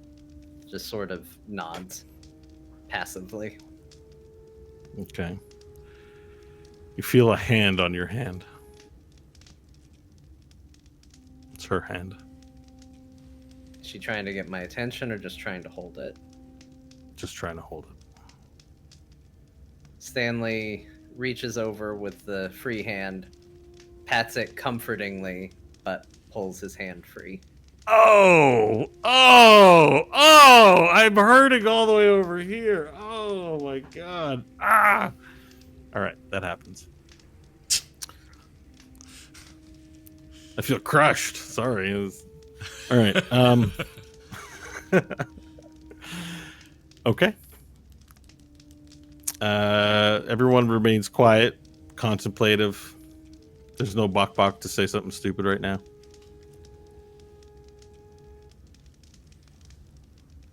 Yeah, Stanley doesn't have anything to say to anyone. Hope. She's still thinking. Mm. All right, so everyone's just going to kind of hang out and think.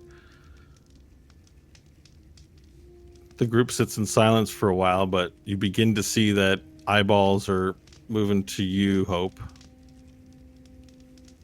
Even though people are being quiet, you know your tiefling people are waiting to see what you do next.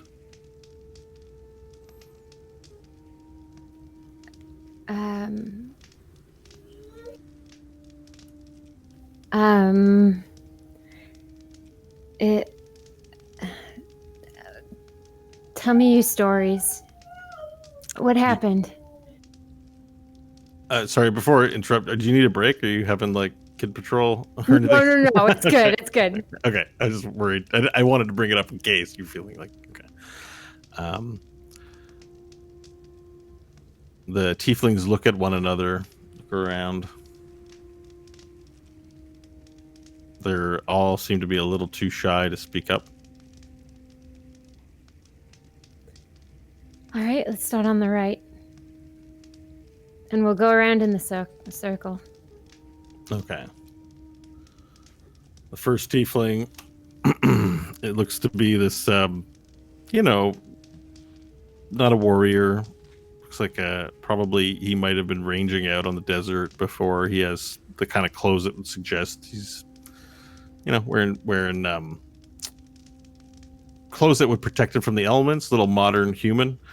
And he sits up. He looks around, and he goes, "Her Royal Highness has asked us to share our stories."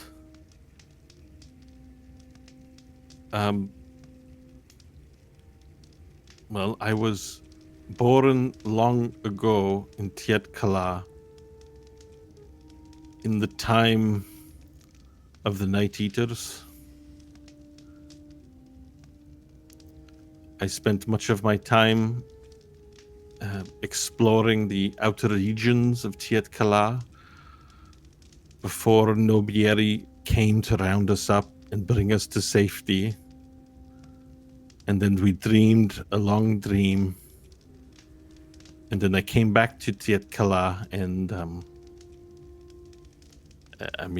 it was safe. And so I existed as I normally did and continued to explore the regions around Tiet Kala, but many hundreds of years later. Very fascinating. And then one day as I was out, I saw a horde of winged men, demons, descend upon Tiet Kala from the desert. And I ran back as quick as I could. I had met someone named Zalna, and we were expecting a new little boy to join the family. But I had ranged very far, and I ran for 2 hours and still was not within Tiet Kala. But I saw the whole thing. The large demon, the throne made out of our people, the great demon that sat upon the throne and shot lasers at the elves from his fingertips. I had a view of the whole horrifying battle. And then some elves came to ask me if I was okay. They let me go look at my old home.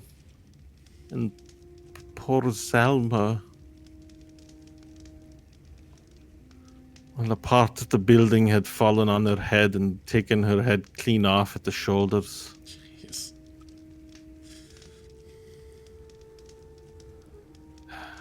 She is still down there. We didn't have time to bury anyone. And now I'm here.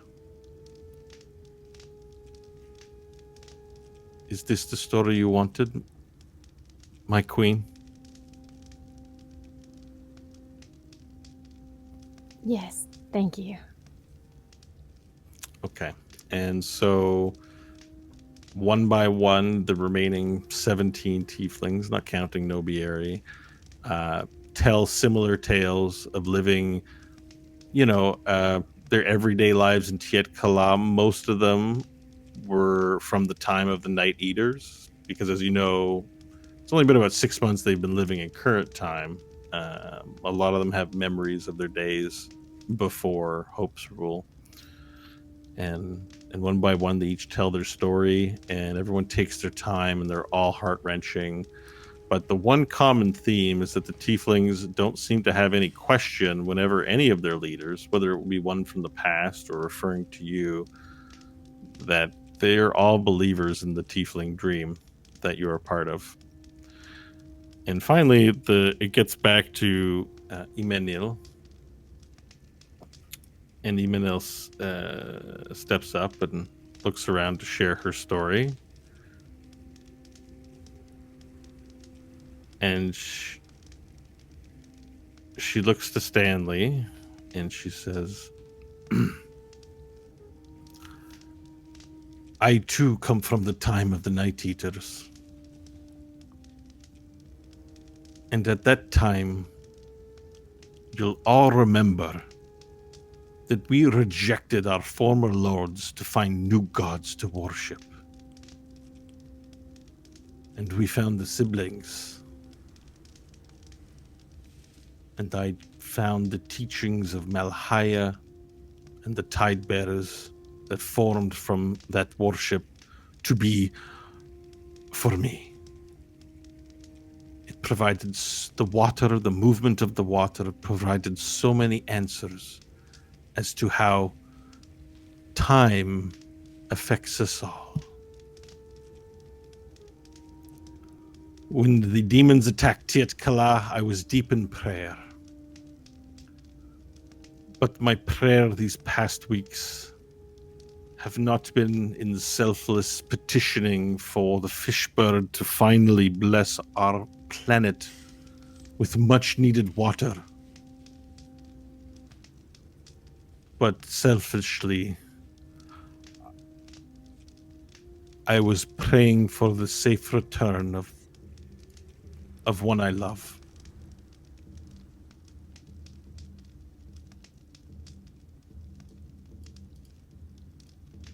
And then the demons attacked, and I hid in the church, and I prayed. I was not strong.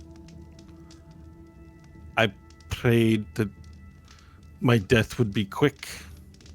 I prayed that Malhaya would finally answer my wish and bring the water here to wash away the demons. But most of all, I prayed for Stanley and my queen and their heroes to return and save us. And they did. I know not many of us are left standing, but they are here now. And our people are not over and not defeated yet. But one thing is clear. We keep fighting wars for few resources. Even this vision of Abigrir, which is incredible, does not serve us fighting over land and over grudges. If the people of Elhandar profess to want to save this planet, and then I do not know why they have not figured that out with all their sophisticated machinery and magical decadence. The planet needs water. That's all it needs. Lots of it for everyone. And with that kind of abundance, we would know peace finally. Water. And then she gathers herself, sits back down, and is quiet. Stanley, you're up next. Stanley sits for a moment and then slowly stands.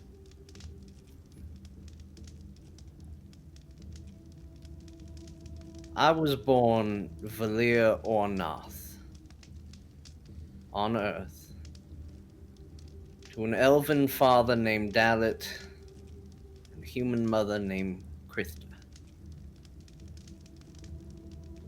My childhood was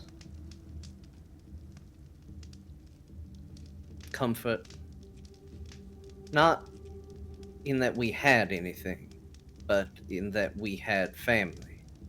Something rare, something unique, that we had love. My father, I believe, believed in Elhandar and the future that it would bring to the planet, I spoke only Elvish for the early parts of my years. And I was a child of two worlds, an elf and a human.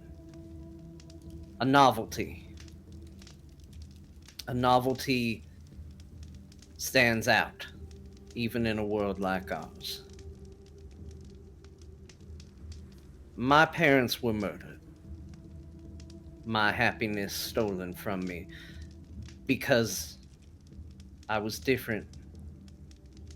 I was the kind of person that could be put on display for being different than everybody else. I was taken by slavers, and I was put on display as a freak show, as something unique like a trophy.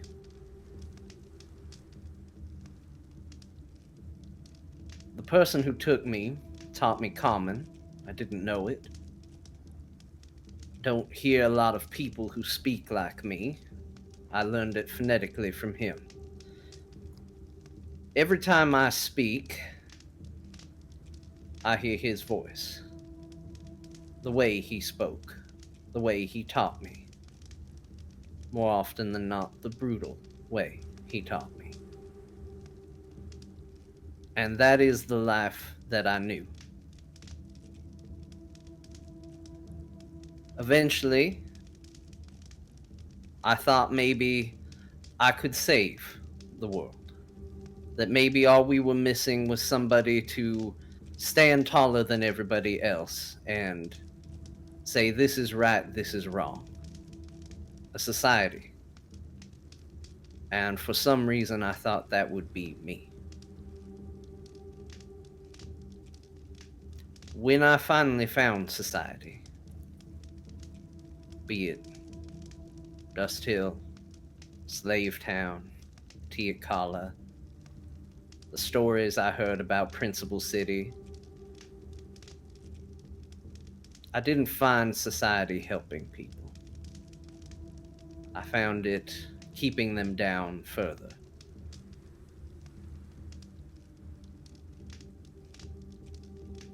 Eminil was a guiding light to me. All of a sudden, she offered me the ability to learn about more than what mortals do. That there might be a greater power out there. And when we set out to free Varel's kingdom, and we found ourselves in a predicament, I decided to sacrifice myself to save this world. And I prayed to Malhaya in that moment to find out if what I was doing was right and good. And I was told yes. And every single one of us stood in a circle and held hands, ready to give our lives, ready to move on and do the right thing. And then I died. Despite the love of a deity, despite the companionship of my friends, despite the promise that I was on the correct path, that was the end for me. And I wasn't going to some promised land, some happy, bountiful place. I was going to a world of darkness, a swirling vortex that is best described as the piss. It was my friends that saved me from that fate. Varel, Nash. They saved your queen. They saved me. They brought us back. And I didn't know what to believe.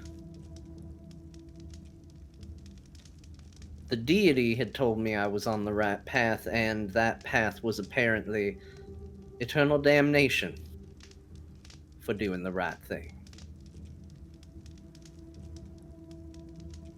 So, I did what anyone would do. I did some wrong things. Didn't matter. Who cares where that gets us? I lied. I agreed to steal some things. Put us in another bad position. And then I got to be abandoned by my friend, too. I got to return to the first place I've called a home since the last one was taken from me. And that was taken from me, too.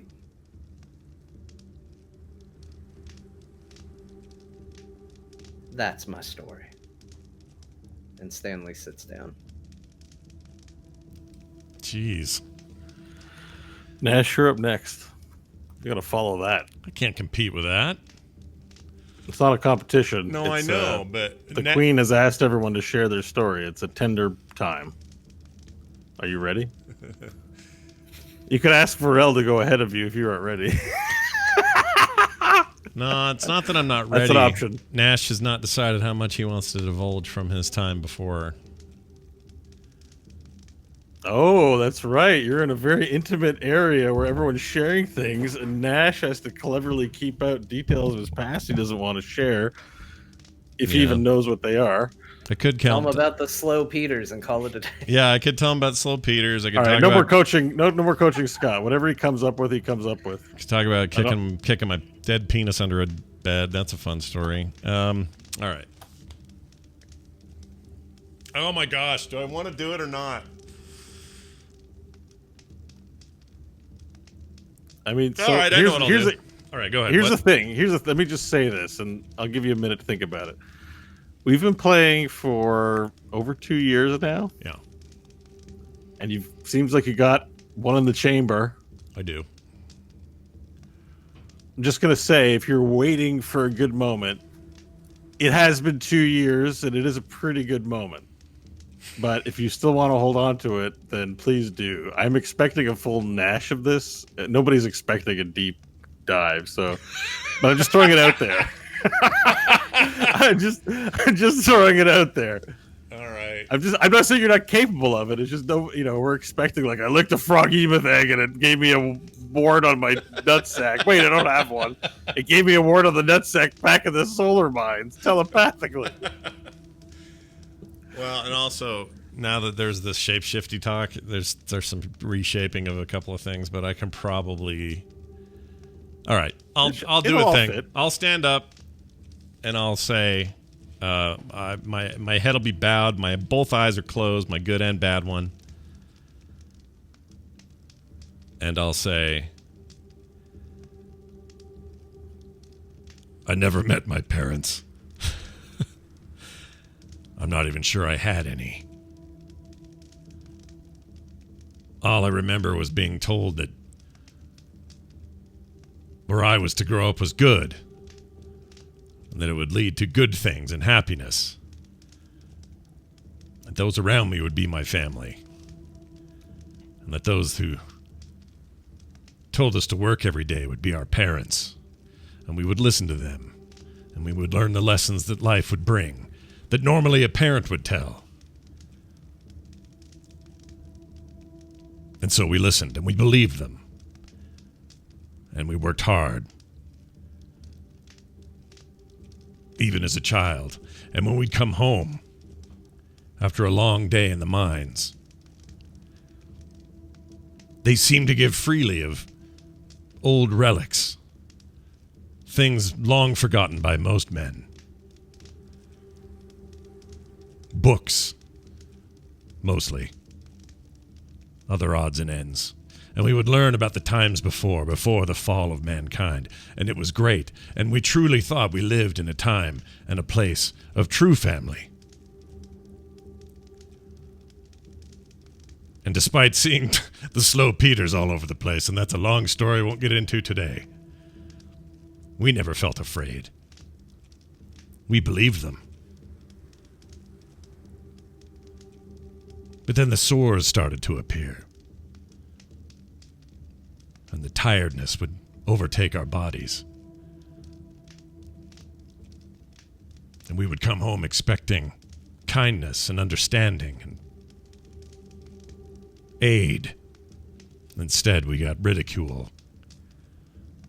And were told to work harder.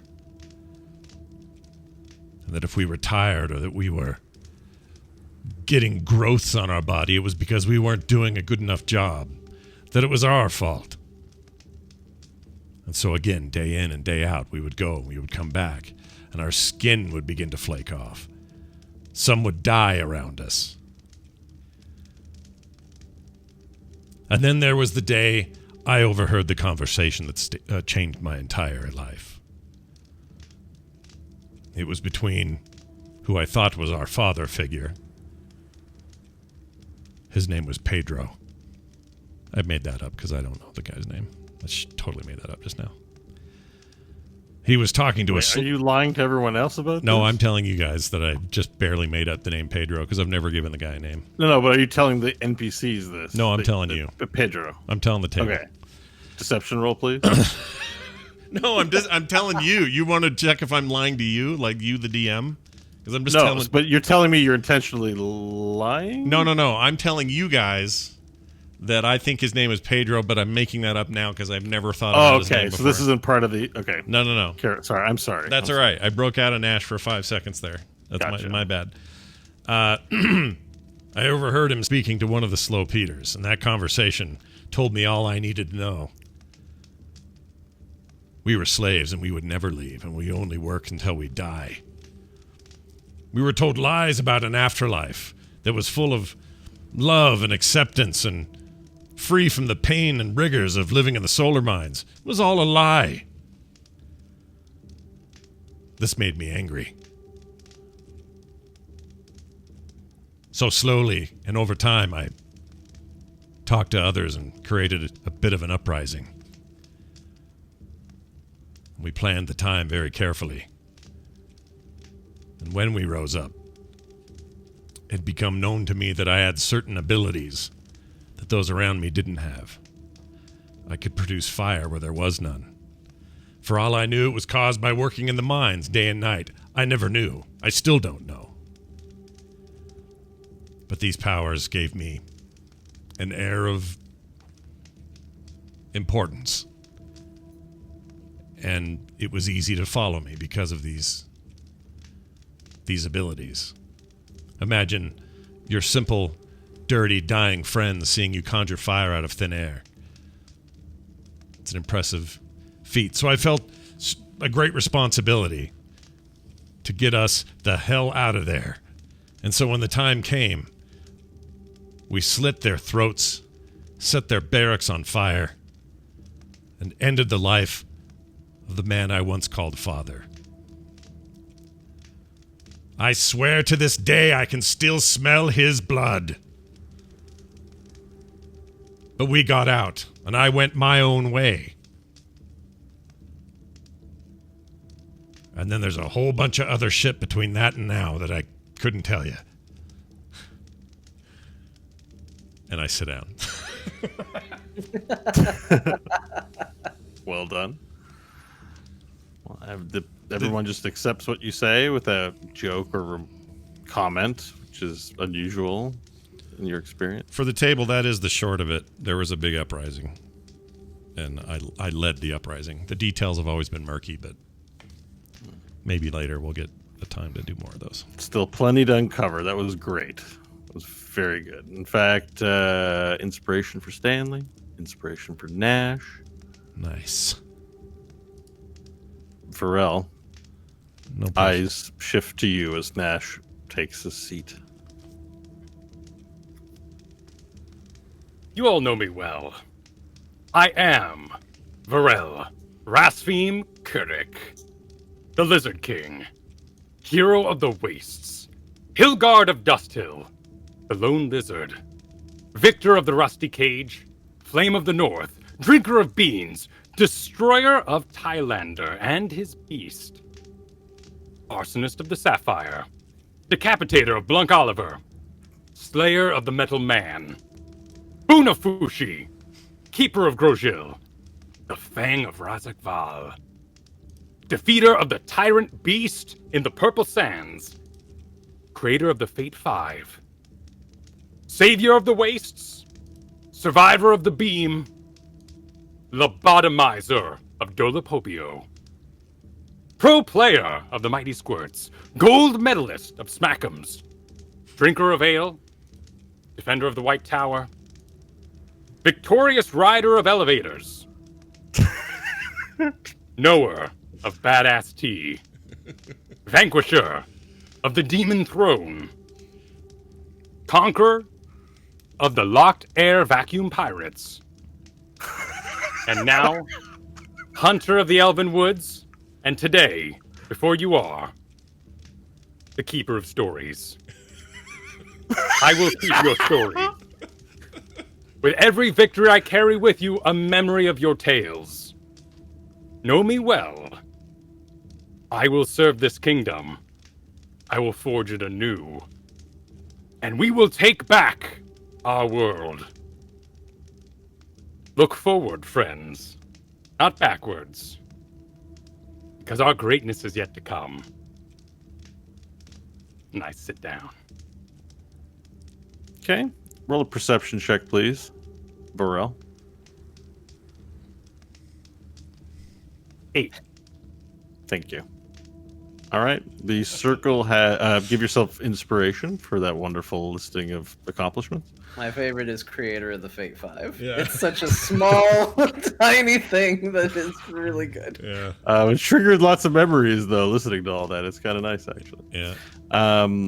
Hope, the circle has completed telling their stories, and attention returns to you. Have you snuck off, or are you still there? No, Hope's still there. She was listening very intently. And she'll breathe deeply with Chunks in her lap. She doesn't want Chunks in her lap, but he's there.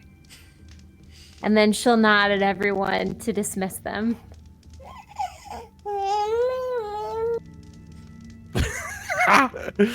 Okay, so she dismisses everyone. But wait, do you want to do that? Because they're literally at their houses. Oh yeah, I guess it would be. They're working on their garden. In your houses now! Oh, okay. So, good point. Hope will nod and go. Thank you all. I have very much to consider going forward. But thank you. I needed to hear this. Feel free to go about your days. And Nobieri turns around, looks at everyone, and says, "Today, under the... with Abigrir as our witness, we have become a new kingdom, a new family. Hope. It is customary for the Queen to give a name to our new home and to our new people and our new purpose. From today forward, who are we?"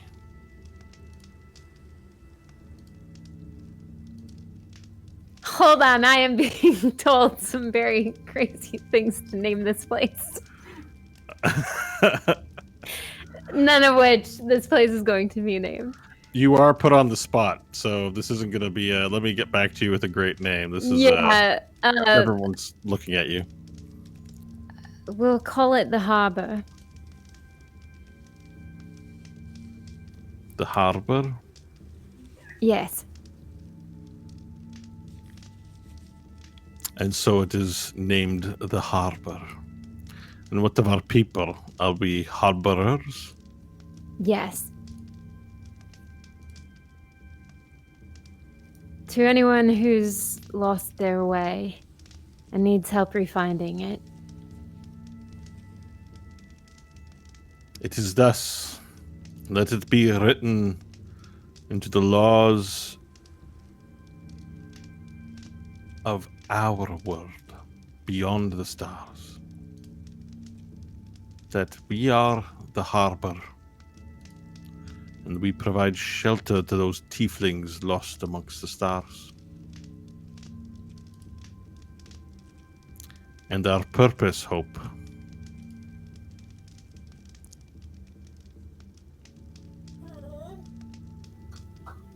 To help anyone who needs it. let it be so. And then Nobieri sort of gets weak, and he leans on his chair. He's been standing the whole time. And he looks to everyone. He says, "Let me excuse myself. The ritual has drained me. I must sleep." And we're now about maybe 2 or 3 in the afternoon. It's taken a long time for everyone to share their stories and talk. And Nobieri walks to his home and enters his house and disappears from view. Some of the tieflings begin collecting some of the chairs and begin getting up and returning to their day. Many of them bow to you or look at you with deference, lowering their eyes, and continue their work, leaving you seated there with your party members. Stanley, Emmanuel gets up from her chair, and then she approaches you and she says, "Before you leave, would you stop by my house?" Yes, of course. And then she moves to her house and enters it.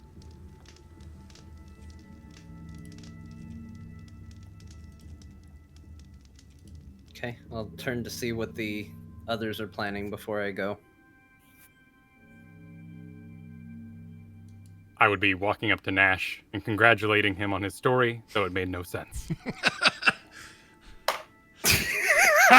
I assume you say that too, right? You'll say, "I enjoyed your story, even though it made no sense," right? Yeah, that's how I Exactly imagined. those We all words. imagined it that way. Yeah.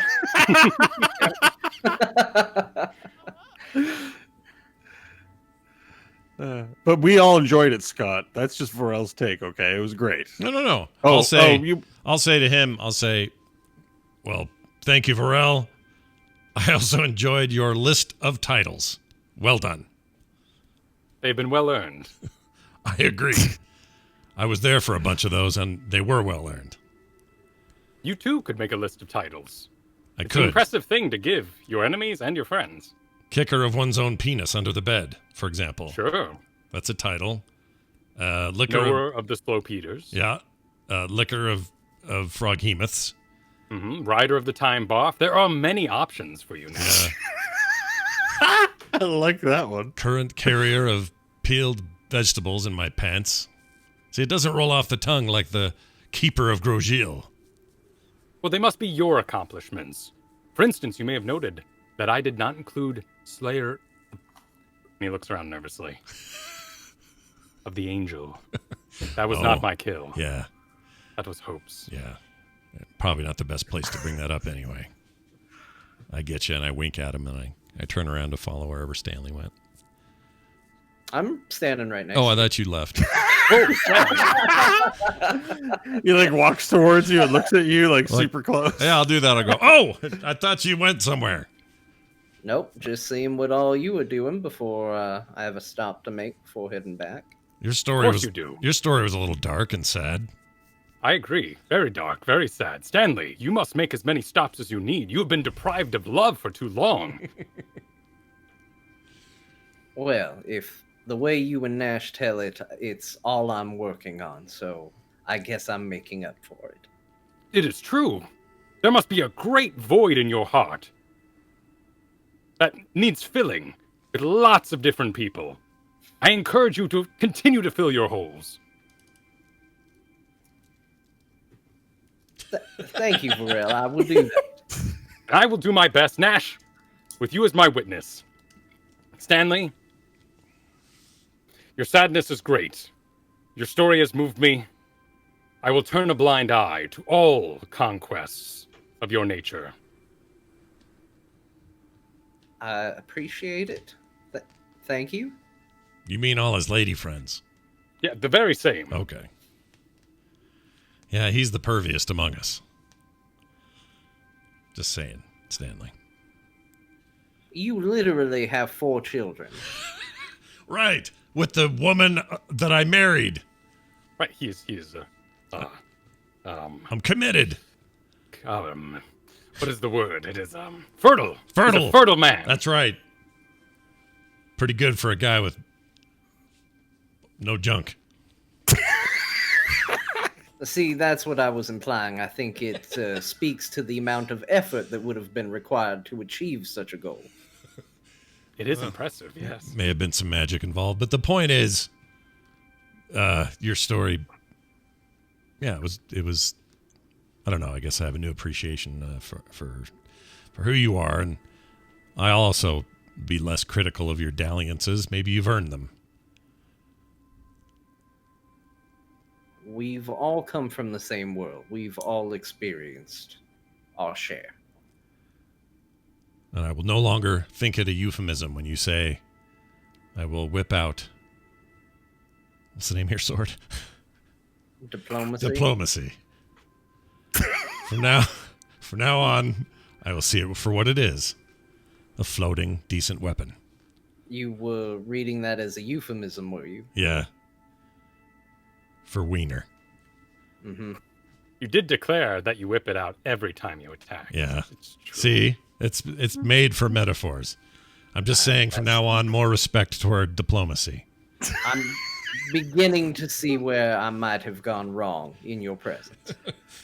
This will be a work in progress for us, Stanley. Please respect our needs as we try to give you the space you require for your many love undertakings. Wait, Varel, you're now the respecter of needs. The respecter of needs. Excellent. That's fantastic.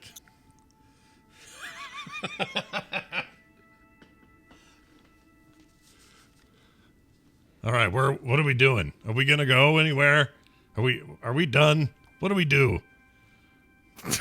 Jesus Christ. Weren't we supposed to? Why don't you all take Hope back? Scott's playing Bok Bok now. No, I'm like, weren't we supposed to follow? We were following somebody, or did I hear that wrong? Somebody went in their. Oh, it was your girlfriend went in her house or whatever. And Manil, Nash, your character doesn't know this. Yeah. And Manil quietly invited Stanley to her house. Oh, right. Okay. But she didn't make a big public display about it that you caught on. All right. Maybe you did. Maybe you were very observant. Make a roll. What? Well, Perception all right. roll. Perception roll. All right. But now that we're on the subject. 17. Okay, you've heard it. Oh, well then he is going to get diplomacy out in the next hour or so. What time is it? Is it late? About 2 or 3 in the afternoon. Oh, that's all. Yeah, you guys arrived there in the morning. It's about 10-minute walk from your place. It wasn't far. Nash, I can see you're very confused as to what to do next. Why don't you and Varel take Hope back to the cottage? That's a great idea. Varel, let's do this. Hope, Yes. come with us. We'll get lunch or something. Cool. Hope's shaken out of her deep thoughts, and she picks up. She realizes Chunks is still on her lap, picks him up, and walks over. All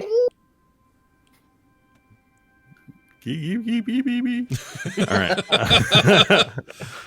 Some good sounds coming out of Chunks. Plenty to look forward to in the future. All right. Yeah, so if the 3 of you want to leave, then you can move back to your cottage, and Stanley can decide to visit Emmanuel or do anything else. What do you want to do? Yeah, I'll go knock on the door. All right. You knock on the door, and you hear just a minute. And then a minute later, the door opens, and Emmanuel is inside. And you noticed her hair, while it was down around the circle, is now kind of tied up. Seems a bit freshened up. And she opens the door, and she says, "Come on in. Come on in." Right, go in. And you open the house, and it's got a cottage look. There's a wood stove to the left. There's a pot boiling with something delicious there being cooked. You notice in one corner there's a small makeshift altar to Malhaya. There's a few bowls with water in them, and then a statue of the fish bird itself. So it's a bird with wings that seems to be flying from out of the water. And there's a few sofas in the common area, and it's a small cottage. It isn't quite as big as the one you guys are staying in. It doesn't accommodate a whole bunch of people, so that's all you got here in this room. And she says, "Please have a seat." Okay. Stanley will kind of saunter over and sit down awkwardly. Can they make you some tea? No, thank you. Well, I asked you to come visit, and thank you for that. And she sits down on the sofa, not next to you, but on like if there's an L shape on the sofa. Whoa. Jeez, Louisa, are you okay?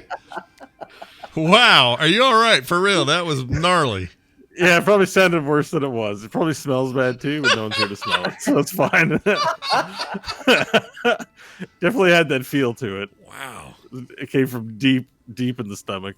I wonder if I'll mark and capture that for later. I don't know. I don't know. Will you? I don't know. Is that something Scott does? All right. So she's sitting. If it's an L-shaped sofa, she's sitting sort of facing you on a different sofa to look at you. And she says, "Thank you for coming. I heard what you had to say when we were sharing our stories, and I just wanted to apologize to you. In sharing, I believe we've spent several months together learning, teaching you the ways of Malhaya. And you know that Malhaya has you in his heart. But I never meant for it to lead to your death." You have nothing you need to apologize for.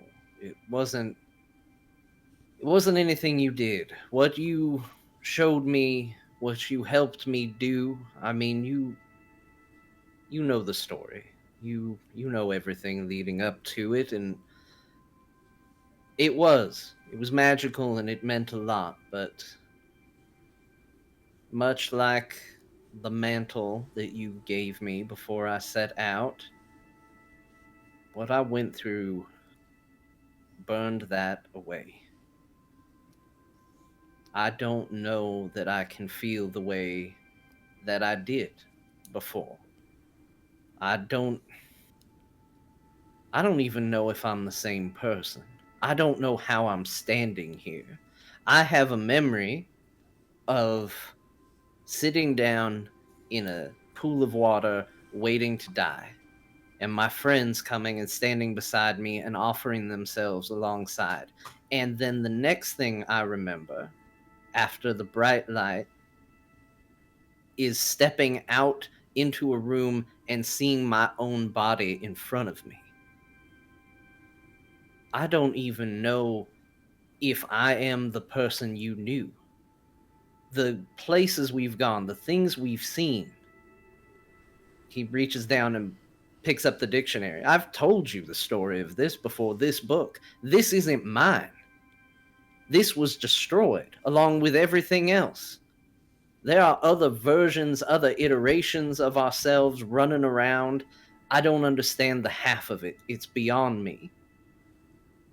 And I don't even know if this is my world. I don't know if I'm the person who experienced all those things, or if that Stanley really is just a dead body somewhere. All I know is that in that moment, I found comfort. And when I came back, I felt abandoned.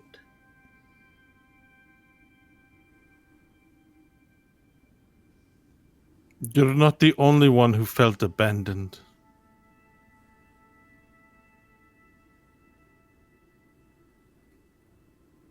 We spent a lot of time together before the attempt on Hope's life. You remember? I do. I have spent a lifetime in prayer to Malhaya. I have turned down suitors to show my devotion to the head priest of my order, who has long since passed. But I have not. My time in service to my beliefs has left me ignoring some parts of my life that that when you came into it, I thought maybe I could have.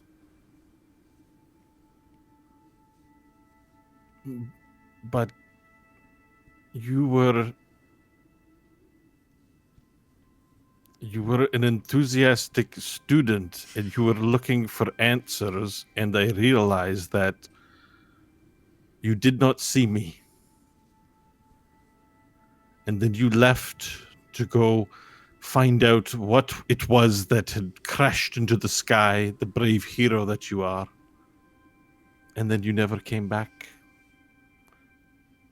And I never got to tell you how I feel about you.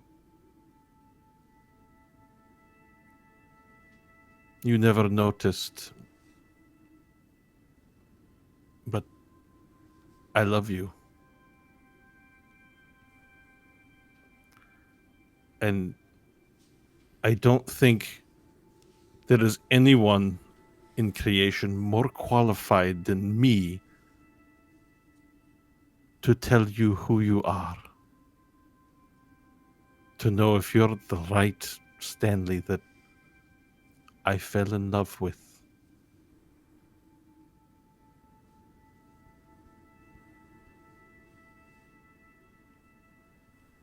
I am so happy you're back. But I'm so heartbroken that you blame Malhaya for your death. And then you blame me for it.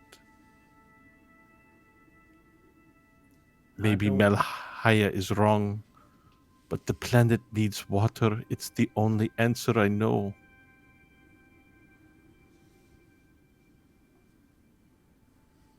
I don't blame you for my death. I don't even blame Malhaya for my death. I knew exactly what I was doing when I put myself in that position. I just felt deceived. I never was a religious person, and all of a sudden, I'm neck deep in gods and demons and souls, and I simply tried to find my place in it. And I heard your words when you told your story. And you say I didn't know then or I didn't notice, but I did. I was just as much in it for the comfort that the belief gave as the comfort that you as a person gave. But I can't dive into anything right now. I don't even know who I am anymore.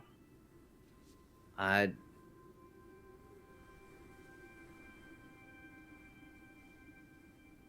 don't want to lose you as a person in my life. The greatest relief that I've felt in the past several days is when I found out you were a survivor. I thought I had lost everything again when I saw the state of Tiakala. And to hear that you made it, I'd been too afraid to even ask.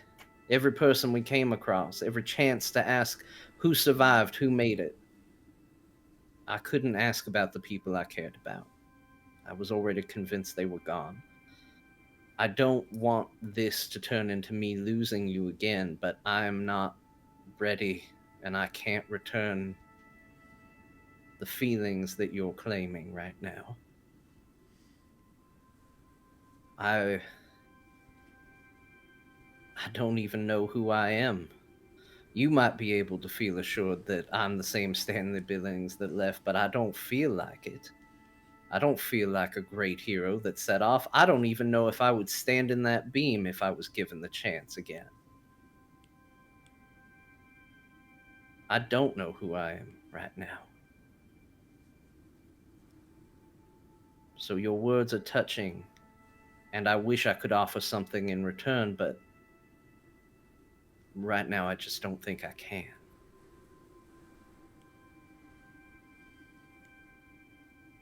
She begins crying. The water wells up in her eyes and a tear runs down her little right eye. She's not sobbing, but she's crying. Her eyes squeeze a bit. She doesn't bring her hands to her face, though. Her body convulses a bit with tears and sadness. She doesn't speak. Stanley would stand. He would put a hand out, comforting on her back.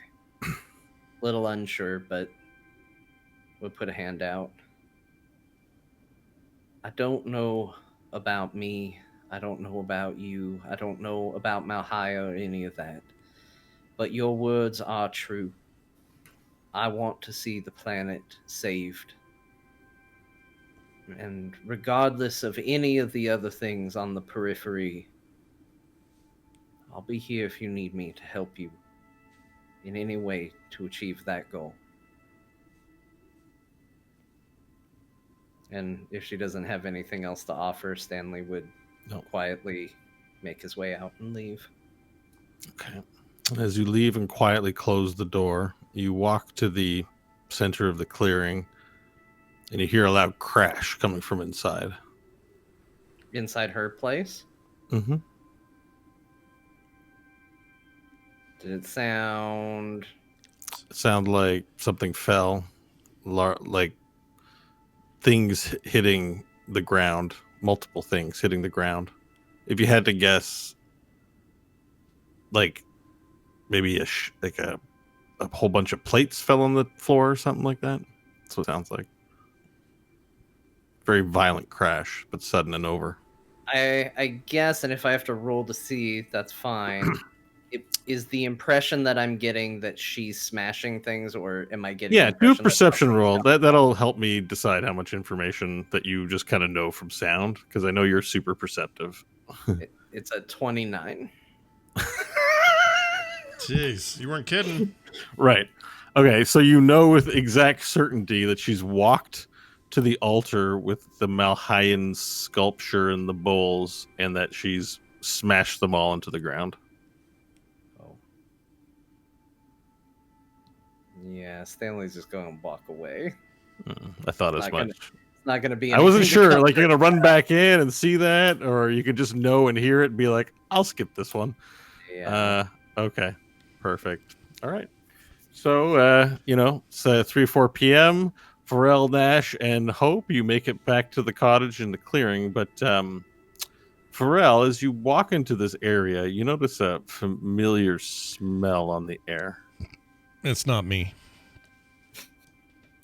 It's not that. Perception check, please, Varel. Yeah, make sure it isn't me. 13. Okay. Headphones off, but Kyle, please. A little over dramatic, but you smell lizard folk on the air. Oh. Anything you want to do while we're private? Because I'm going to tell them to put their headphones back in. I would immediately go sniffing and hunting. Okay. All right. So make your roll, and we'll get everyone else to put their headphones back on. Back on? Yeah. 15 survival, I guess, for tracking. Okay. Perfect. Scent is coming from the north. I head north. Okay. So just as you get into the clearing, Nash, Varel immediately leaves you and Hope and Chunks and walks north to the forest clearing. Pharrell, what are you doing? I smell them. Oh, boy. I'm going to follow him. Okay. Hope? Hope will follow too, because she has no idea. Who do you smell? The people, my people. Maybe a tribe left in this place, or perhaps even survivors. Whoa. Okay, so make a survival roll, please, as you track the scent. 7. Your first attempt, you're not able to zero in on a direction. You smell the scent in the air, but you are a little uncertain which direction it's coming from. You need a bit of help, which is kind of shameful.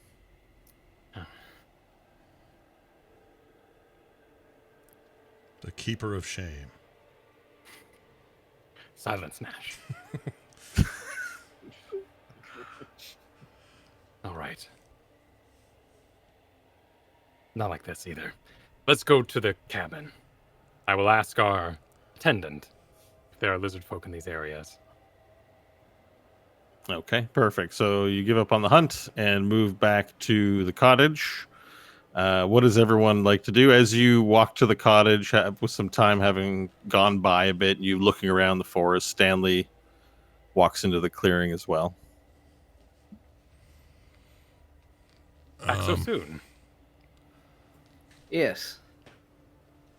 You know, despite what you all believe, not every time I walk off with a woman is it a romantic tryst of some kind. No, we never said it was every time. We just said it was 98.5% of the time. That is too high. It is not that often. Oh. Well, it feels like it. Anyway, I said I'd stop doing that, so I'm not going to bug you about it anymore. That's right. Your victories are your own. However short they may be.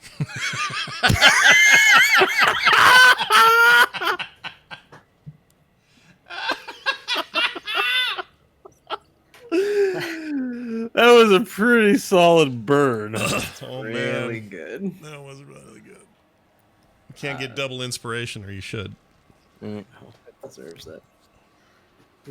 Stanley will look at I Varel. can take Stanley's inspiration away from him. He did one inspiration I damage. mean, honestly, yes. At this Ouch.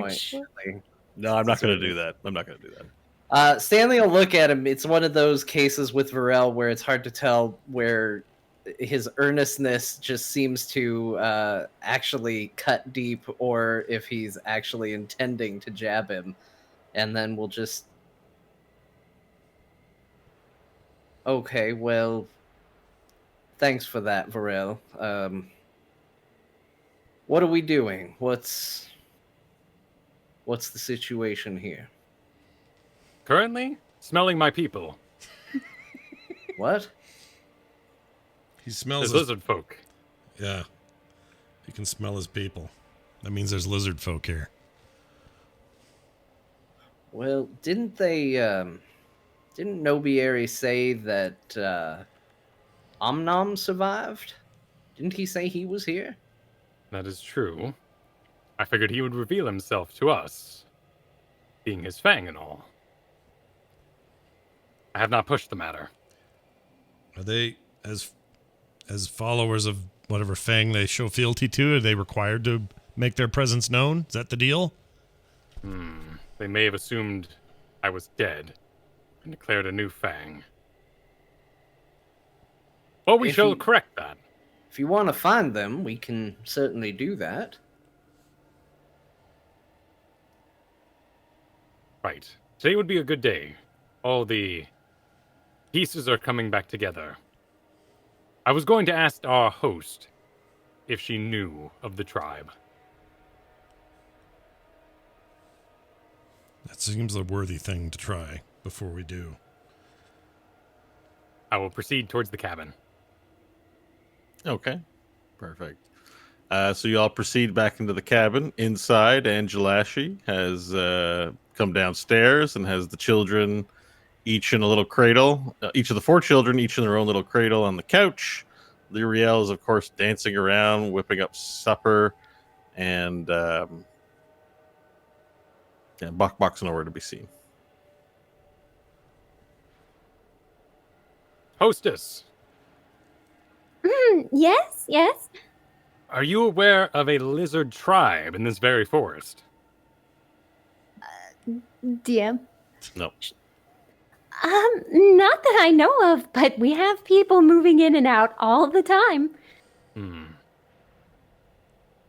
They do not wish to be found. This is a great shame, my friends. I will venture forth at night. Would you prefer to go alone, or would you like us to go with you?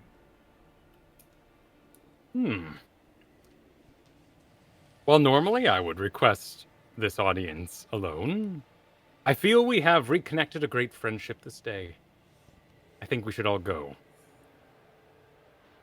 What great friendship do you feel is suddenly reconnected? We learned your inner fears and why you have been grumpy.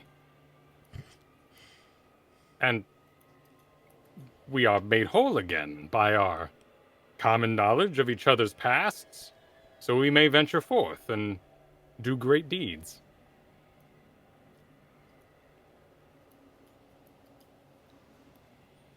I don't know if I'm ready to count hope among us as us being made whole. There is a big difference, and Stanley says this, I don't know if Hope's around, he doesn't care.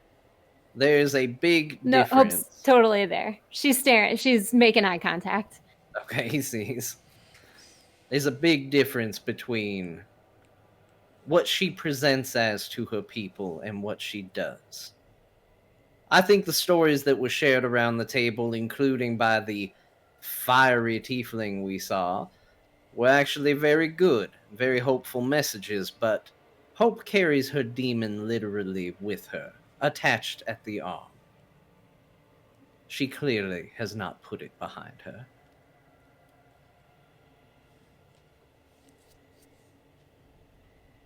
Let's go find your people, Varel.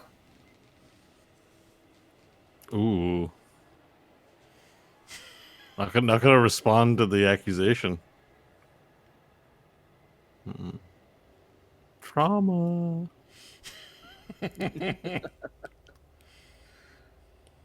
Well, hopefully, in finding my people, we find each other and ourselves. And all I together. like it. Varel, finder of people. Perhaps, Nash, once I find stop them, I can giving him declare titles. something. Okay, I'll stop. Nash, stop giving him titles.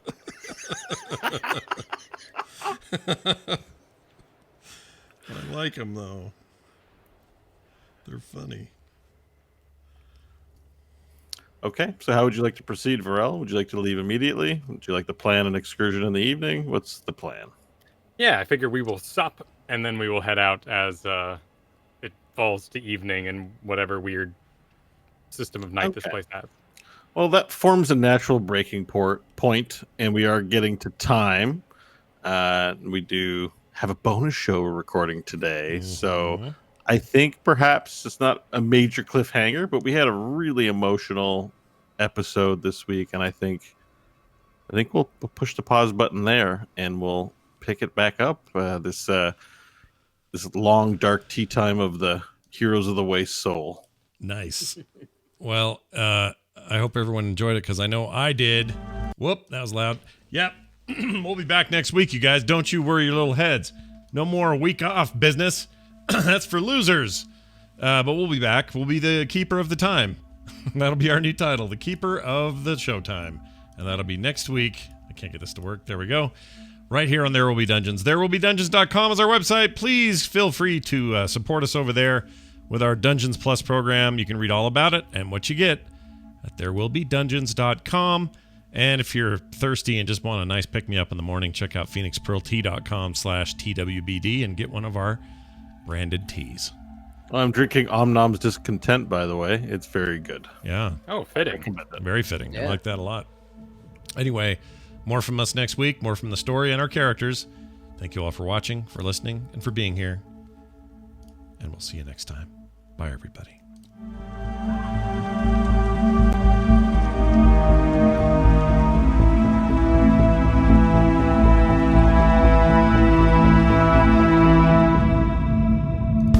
This show is part of the Frog Pants Network. Frog Pants Network. Get more shows like this at frogpants.com.